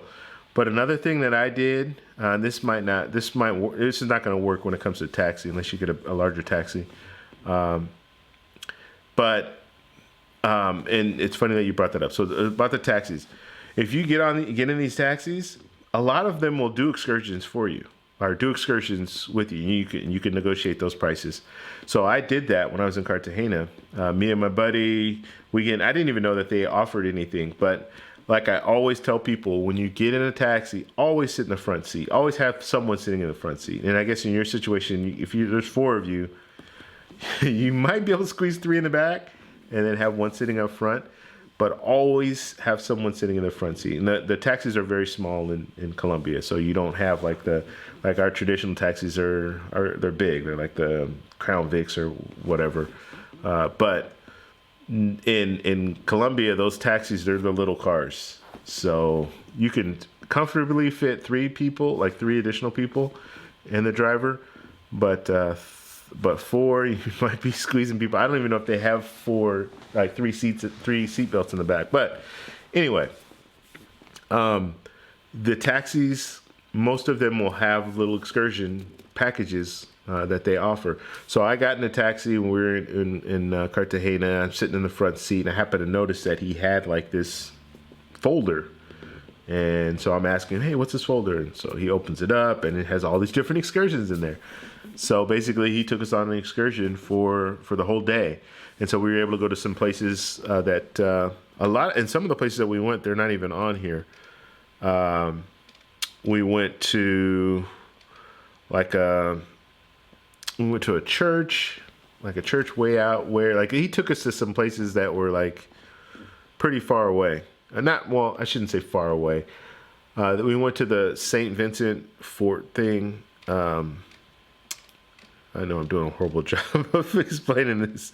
I'm trying to see if it's on here. We went here, this tour here, and the beauty of going with a taxi is, what is this called? I think it's St. Vincent's something or other. But the beauty of going with a taxi is you're out with him, right? So you can stay as long as you want. Obviously, he's charging you by the hour, so you need to negotiate that, up front. But they're going to stay with you, and you can leave when you want to leave. You're not with the group, so you can kind of take your time. One thing I don't like about going on excursions is when you go with a group, you have to deal with, okay, you're going to be here 20 minutes, and then we're going to jump back in and go. I don't really like doing that. So being with a taxi, he's going to take you everywhere you want to go. Another thing, now I know I told you, I know I've said in the past, Uber is not legal. However, people do use Uber out there. And I had a actual comment from someone who viewed my video, and he was from Colombia, and he was saying, yeah, Uber isn't legal, but people use it all the time, and there's really no problems with it. So do that at your own risk, but understand if you do an Uber, you can hit those people up, and you're going to be sitting in the front seat anyway because they're not going to allow you to sit in the back. So if you're going with an Uber, you're going to have to sit in the front because obviously it raises a red flag if you're sitting in the back and someone's driving you. Then they'll pull you over for that purpose or that reason. One thing I did notice too this last time that I went to Medellin, was it just Medellin? Yeah, it was Medellin. So I took driving service. So I had initially when I went to Medellin last year, I ran into an Uber driver that was there. And this is before I didn't know all the rules and all that stuff. And he hit us up, and he was at the airport, and he couldn't take us because he hit us up about a ride, about taking us down El Poblado, but he couldn't take us because the other taxi guys saw him, and so they were going to probably, tell on him. So as soon as he pulled away, he would have gotten stopped. So he didn't take us, but he gave us his business card. So we hooked up with him later that trip. And so he had he now works for he now works for like a tour group. But I don't know exactly how the tour group works because they're not transportation vehicles. They're actually using their own personal vehicles. So I don't know how it all works out. But when I got to the airport this last time, he had one of his drivers come pick me up. And in that case, he picked me up, and they have like this little form that they fill out, basically saying that they're driving me from here to there, or what have you. So he filled out the information. So he fills out the information, and then I just sign the information saying that whatever, that I'm with him, or I don't know exactly how it works. I'm just telling you this is what happened on my last trip, and that's to protect them. So if they do get pulled over, it's not like they're not, because they're not Uber, so it's legit. Okay. Yeah. So we're kind of going off on a tangent. So yeah, I did go to this area here, is the St. Vincent Fort thing. But yeah, you can do that with the taxi drivers. They will do excursions with you, and they'll charge you, and it's usually not that much. And if it's 4 of you guys, this is the thing about excursions that I don't like when it's a group, because they're going to charge you per person. When in reality, if you go with a taxi, or even if you go with like if you have an Uber driver and you get his business card or her business card, and later down the road you call him up and say, hey, can you take us here, here, and here? He'll say, yeah. He'll give you a price. It's going to be for just pretty much the drive. He's not going to charge you for each additional person, and so you can save a lot of money by doing it that way, and you have the time to kind of go as you please. You can go and stop at a certain place and then go to another place and stop. That's what I really like about it. This is a national park, Santa Marta. I do want to go to Santa Marta. I haven't been there yet. I should have gone there. Well, I didn't have time to go there when I was in Barranquilla, but it's only like 45 minutes away from Barranquilla, so I could have gone then. Full day trip.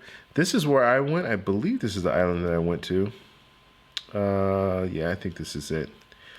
But the beach here wasn't very nice. No, this is not where I went. Or is it? I don't know. I can't remember. I have video footage of it, so I can't remember what beach it was or what island it is. But yeah, if you're in Cartagena, you probably want to do the islands. At least one excursion to the island. islands. Santa Marta. Yeah, I do really want to go to Santa Marta. Let's see. I'm not doing that. Whitewater rafting. Coffee. Going to one of the coffee farms is pretty nice.